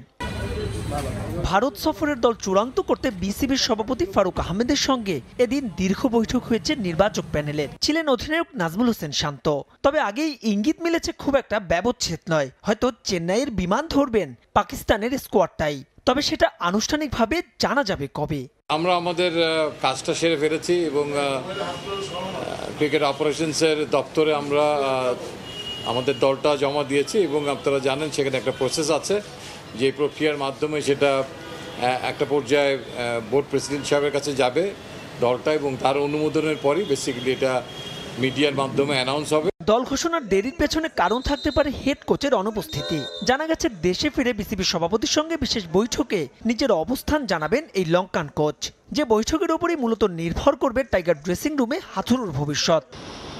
তবে চান্ডিকা আর বিদেশি কোচিং স্টাফরা অনুপস্থিত থাকলেও নিজেদের কাজটা ঠিকই চালিয়ে যাচ্ছেন লোকাল কোচেরা। বুধবার 2 ধাপে টি-20-র বিবেচনায় থাকা ক্রিকেটারদের নিয়ে হয়েছে আলাদা সেশন। শুরুটা সকালে রানিং দিয়ে, যেখানে রিয়াদ মুস্তাফিজ, শামীম, জিসানদের সঙ্গে ছিলেন শেখ মেহেদী, নাসুম, তানজিম সাকিবরা। এরপর বিশ্রাম। 2টা নাগাদ সেই বিশ্রাম শেষে শুরু হয়েছে লম্বা ব্যাটিং সেশন। পরে যেখানে যোগ দেন হাই পারফরমেন্স ইউনিটের ক্রিকেটাররাও। মাহবুব রিমন, সময় সংবাদ, ঢাকা। একজন লেগ স্পিনারের অভাবে দীর্ঘ সময় ধরে ভুগতে হয়েছে টাইগার ক্রিকেটের। রিশাদ হোসেনের হাত ধরে যে ভোগান্তির সাময়িক অবসান ঘটলেও দেশের প্রেক্ষাপটে ভাগ্য বদল হয়নি বাকিদের। ঘরোয়াতে উপেক্ষিত, সুযোগ মেলে না এইচপি অথবা এ দলের ব্যানারে। যদিও বোর্ডের সহায়তা পেলে রিশাদের মতো আরও লেগ স্পিনার তৈরির প্রক্রিয়া এখন থেকে শুরু করা যেতে পারে। সাবির মিথুনের রিপোর্টে বিস্তারিত। রিশাদ হোসেন আন্তর্জাতিক ক্রিকেটে ধ্রুবতারার মতো আবির্ভাব। ফ্র্যাঞ্চাইজি লিগগুলোতেও যার চাহিদা সময়ের সঙ্গে পাল্লা দিয়ে বাড়ছে। তবে এই রিশাদই উপেক্ষিত ছিলেন ঘরোয়া ক্রিকেটে। দেশের একমাত্র ফ্র্যাঞ্চাইজি লিগ বিপিএল এ সুযোগ হয়নি একাদশে। জাতীয় দলে ঢোকার আগে ঢাকা লিগে ম্যাচ খেলার সুযোগ জোটে মাত্র 3টি। যদিও বর্তমান টাইগার হেড কোচের লেগ স্পিনার প্রীতি রিশাদের ভাগ্য গড়ে দিতে সাহায্য করে জাতীয় দলে, আর সে সুযোগ পেয়ে এখন বিগ ব্যাশের মঞ্চ মাতানোর অপেক্ষায় 22 বছর বয়সী এই ক্রিকেটার। রিশাদের গল্প শুনে যাদের মনে হয় ক্রিকেটটা সহজ, তাদের জন্যই আরেকটা উদাহরণ। রিশাদের পাশেই নেট বোলার হিসেবে যিনি বল করছেন তার নাম মাসুম। জাতীয় দলের যে কোনো সিরিজ অথবা টুর্নামেন্টের আগে যিনি টাইগার ব্যাটারদের লেগ স্পিন সামলানোর প্রস্তুতি নিতে সাহায্য করেন। শেষ 3 বছর ধরে ন্যাশনাল টিমের নেট বোলার, আর শেষ 2 বছরে প্রতিযোগিতামূলক ম্যাচ খেলার সুযোগ পান মাত্র একটা। ঢাকা প্রিমিয়ার লিগে ব্রাদার্সের হয়ে সে ম্যাচটাও ছিল নিয়ম রক্ষার। এরপর থেকে বিসিবির তত্ত্বাবধানে কালে ভদ্রে ওয়ার্কশপের সুযোগ হলেও সুযোগ মিলছে না ঘরোয়া ক্রিকেটে। জাতীয় দলে অভিষেকের আগ পর্যন্ত একই সমস্যার সম্মুখীন হন রিশাদ নিজেও। তার মত, দেশের ক্রিকেট সংস্কৃতিতে কোনো সফল লেগ স্পিনার না থাকাটাই এ ধরনের বোলারদের ওপর দলগুলোর অনাস্থার প্রধান কারণ। আমাদের পিছনে কিন্তু এরকম কেউ কিছু করে নাই যে আমাদের লেগ স্পিনারদের উপকার হবে। প্লাস হচ্ছে আমাদের কেউ নাই যে অনেক কিছু করে আসে লেগ স্পিনার, বাংলাদেশকে অনেক কিছু দিছে। এর আগে বিপিএল এ লেগ স্পিনার খেলানোর বাধ্যবাধকতা করে দিলেও বিসিবির সে নির্দেশনা আমলে নেয়নি ফ্র্যাঞ্চাইজি মালিকরা। বিপিএল এ না হলেও লেগ স্পিনারদের ম্যাচ টেম্পারমেন্ট দিতে এনসিএল বা বিসিএল এ এমন নিয়ম চাইলেই সম্ভব। বাঁহাতি আনঅর্থোডক্স বা একটা বাঁহাতি স্পিনার বা একজন পেস বোলার বা একজন অলরাউন্ডার যেভাবে ম্যাচ খেলে, একটা লেগ স্পিনারও যেন ওইভাবে ম্যাচ খেলার সুযোগ পায়। আমাদেরকে এনসিএল এ টি20তে অন্তত প্রত্যেকটা টিমে যেন একজন করে লেগ স্পিনার বাধ্যতামূলক করা হয়। ডোমেস্টিক লিগে ওরা পারফর্ম করেও হয়তো ওয়ার্ল্ড ওয়াইড ক্রিকেট খেলার জন্য যে প্রিপারেশনটুকু দরকার বা যে ম্যাচুরিটি আসা দরকার, হয়তো ওই ম্যাচুরিটি তাদের মধ্যে ইনশাল্লাহ চলে আসবে। অনূর্ধ্ব 19 শিহাব বা এইচপিতে ওয়াসি। আপাতত বিসিবির পাইপলাইনে লেগ স্পিনার বলতে আছেন এই দুজন। বয়সভিত্তিক পর্যায়ে আপাতত কোনো কর্মসূচি নেই। আর কদিন আগেই এইচপির সফরে ওয়াসি একটা ম্যাচও খেলার সুযোগ পাননি। ঘরোয়া মৌসুমেও বসে থাকতে হলে আবারও লেগ স্পিনার সংকট ভোগাবে দেশের ক্রিকেটকে। কারণ শুধুমাত্র আন্তর্জাতিকের ব্যস্ত সূচিতে এক রিশাদ হোসেনকে দিয়ে চলা সম্ভব নয় দেশের ক্রিকেটের। সাব্বির মিথুন, সময় সংবাদ, ঢাকা। সিঙ্গেল লেগে হবে এবার জাতীয় ক্রিকেট লিগ। প্রথমবারের মতো এই টুর্নামেন্টে যোগ করা হয়েছে টি20 ফরম্যাটও। আর বিভাগীয় ও জেলা কমিটি বিলুপ্ত হওয়ায় দলের কোচ ও অধিনায়কদের পরামর্শ দিয়ে টিম গঠনের দায়িত্ব নিয়েছে বোর্ড। নানা সমালোচনা থাকলেও এনসিএলকেই দেশের সেরা ঘরোয়া লিগ বলে দাবি নির্বাচক আব্দুর রাজ্জাকের। এদিকে বিপিএল এর পর আরও একটা টি20 টুর্নামেন্টের সিদ্ধান্তকে প্রশংসায় ভাসিয়েছেন ক্রিকেটাররা। প্রায় শুনি যে পিকনিক গেম হচ্ছে। যারা নাকি এই প্রশ্নগুলো করে তারা মাঠে গিয়ে খেলা দেখে কিনা আমার সন্দেহ আছে। আমার কাছে মনে হয়েছে বাংলাদেশের বেস্ট টুর্নামেন্ট হয় এনসিএল। দেশের ঘরোয়া লিগের সবচেয়ে মর্যাদাপূর্ণ আসর জাতীয় ক্রিকেট লিগ। তবে কাগজে কলমে সেরার কাতারে থাকলেও প্রতি বছরই এই টুর্নামেন্ট ঘিরে থাকে বিস্তর অভিযোগ। আম্পায়ারিংয়ের মান থেকে শুরু করে ফ্যাসিলিটিস, পক্ষপাতমূলক আচরণ, জাতীয় দলের ক্রিকেটারদের ম্যাচ খেলায় অনীহা নিয়ে হরহামেশাই শোনা যায় সমালোচনা। তবু এই টুর্নামেন্টকে সেরা দাবি করছে বিসিবি। এবার পরিবর্তন করছে টুর্নামেন্টের ধরনও। নতুন করে যুক্ত করা হয়েছে টি20 ফরম্যাট। এবার আমাদের তো নতুন এনসিএলে কিন্তু টি20 ইনক্লুড করা হয়েছে, যেটা আমাদের আসলে বিপিএল ছাড়া টুর্নামেন্ট আসলে ছিল না। তো যেটা চিন্তা করেই করা হয়েছে। টি20 ফরম্যাটে সিঙ্গেল লিগ হবে। এখনও পর্যন্ত সোফার মানে ওরা যতদূর রেডি হয়েছে, এই ন্যাশনাল লিগের 4 দিনের ম্যাচটাও যেমন হচ্ছে ঠিক একই ফরম্যাটে হবে। আমরা অলওয়েজ এনকারেজ করি যখন যারা ফ্রি থাকে তারা যেন আসে, খেললে টুর্নামেন্টটা আরও নাম হবে, আরও ভালো হবে, বড় হবে। দেশ পরিবর্তনের সঙ্গে সঙ্গে পরিবর্তনের হাওয়া লেগেছে ক্রীড়া অঙ্গনেও। বিলুপ্ত হয়েছে বিভাগীয় ও জেলা ক্রীড়া সংস্থার কমিটিগুলো। তাই জাতীয় লিগের টিম গঠন নিয়ে দ্বিধায় পড়েছিল বিভাগীয় দলগুলো। তবে এবার দল গঠনের দায়িত্ব নিয়ে নিয়েছে বিসিবি। চেষ্টা করা হবে যে যেসব প্লেয়াররা এরকম আছে, বেশি প্লেয়ার আছে যে ডিভিশনের যে সেক্টরে, ওইটা নিয়ে অন্য জায়গাতে দিয়ে, অন্য জায়গা থেকে যদি আপনার কোনো কিছু দরকার হয় সিলেটের, তো তখন সিলেটে দেওয়া হবে। আবার সিলেট থেকে ফাস্ট বোলার নিয়ে যদি মনে হয় খুলনার দরকার বা রাজশাহী, যাদের দরকার হবে, এইভাবে চেষ্টা করা হচ্ছে। জাতীয় লীগের যাবতীয় বিষয় ও দল গঠন নিয়ে নির্বাচকদের সঙ্গে বিসিবিতে দীর্ঘক্ষণ বৈঠক করেছে এনসিএল এর দলগুলোর কোচ ও অধিনায়করা। জানিয়েছে বেশ কিছু দাবি আর প্রশংসায় ভাসিয়েছে টি-20 ফরম্যাটের অন্তর্ভুক্তিকে। যারা আপকামিং প্লেয়ার তাদের জন্য অনেক বড় সুযোগ। এবার আপনার 7টা ম্যাচ, তারপর আবার বিসিএল আছে, তো যারাই অবশ্যই মানে সবারই ইচ্ছা থাকে পারফর্ম করা, তো পারফর্ম করে এখানে রেডি হয়ে ন্যাশনাল টিমের জন্য ভালো সার্ভিস দেওয়া ইম্পর্টেন্ট আমাদের জন্য। টি-20 যেমন কোনো টুর্নামেন্ট নর্মালি বিপিএল ছাড়া থাকে না, সো একটা অ্যাডিশনাল টুর্নামেন্ট আমাদের জন্য অনেক বড় প্ল্যাটফর্ম হবে। তার মধ্যে এনসিএল সবার সাথে সবার খেলা, এটাও একটা ভালো কম্পিটিশন হবে। অন্যান্য দেশ যেরকম ইন্ডিয়ার কথা যদি আমরা এক্সাম্পল দিই, যে ওদের একটা প্রি সিজন থাকে, তো আমরাও এটা প্রস্তাবনা দিয়েছি যে অ্যাটলিস্ট যদি করে আমাদের একটা প্রি সিজন টুর্নামেন্ট থাকে, যেখান থেকে মানে ধরেন ম্যাচের যে প্রিপারেশনটা সেইটা যেন থাকে। তো ওনারা বলো এটা একটা ভ্যালিড পয়েন্ট, হয়তো বা ইন ফিউচারে এটা হয়তো অ্যাড করতে পারে। জাতীয় দলের বাইরে থাকা ক্রিকেটারদের কাছে এই জাতীয় ক্রিকেট লিগের গুরুত্ব অপরিসীম, তাই এবার এই টুর্নামেন্টে স্বচ্ছতা রাখার দাবি ক্রিকেটারদের। তামিম হোসেন, সময় সংবাদ, ঢাকা। ক্রীড়া উপদেষ্টা এবং ফুটবল অনুরাগীদের সঙ্গে নিয়ে জেলা ফুটবল অ্যাসোসিয়েশন সংস্কার করে বাফুফে নির্বাচনের সুষ্ঠু পরিবেশ তৈরির দাবি জানিয়েছে ক্রীড়া উন্নয়ন পরিষদ। ডিএফএ প্রতিনিধিদের সঙ্গে বৈঠক শেষে এই দাবি জানান সাবেক অধিনায়ক আমিনুল হক। সত্যিকারের সংগঠকরা যাতে দলীয় প্রভাবমুক্ত হয়ে ফুটবল উন্নয়নে কাজ করতে পারে, তার জন্য প্রয়োজনীয় ব্যবস্থা নেওয়া হবে বলেও জানান তিনি। ফুটবল ফেডারেশন নির্বাচনে গুরুত্বপূর্ণ ভূমিকা রাখে জেলা ফুটবল অ্যাসোসিয়েশন। তবে অভিযোগ আছে এই সংগঠন নির্বাচনে যতটা সক্রিয় ঠিক ততটাই নিষ্ক্রিয় মাঠে খেলা রাখার বিষয়ে। আর তাই আসন্ন বাফুফে নির্বাচন সামনে রেখে ডিএফএ সংস্কারের উদ্যোগ নিয়েছে ক্রীড়া উন্নয়ন পরিষদ। বিগত সময়ে দলীয়করণ হয়েছে বাফুফের কাউন্সিলরশিপে, তা অস্বীকার করার উপায় নেই।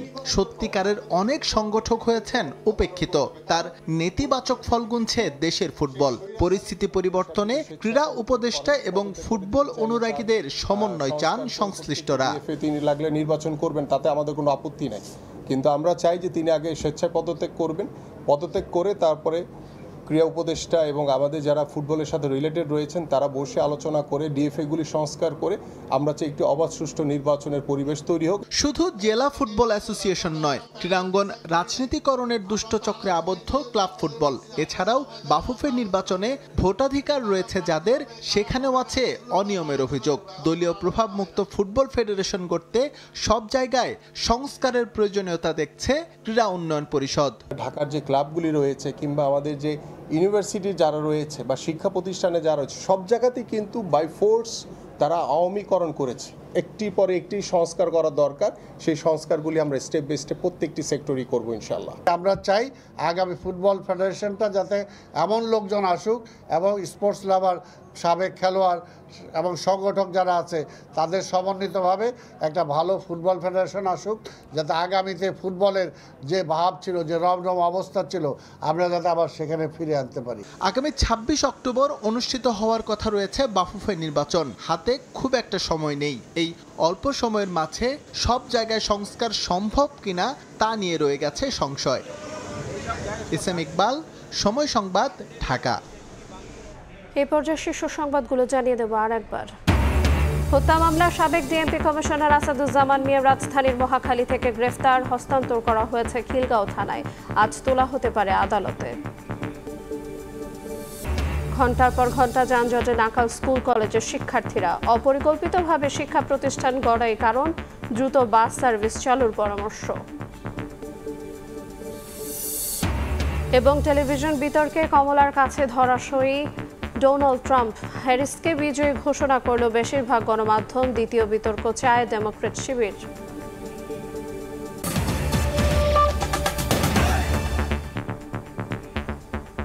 এই ছিল ভোরের সময়, সঙ্গে থাকুন সময়ের।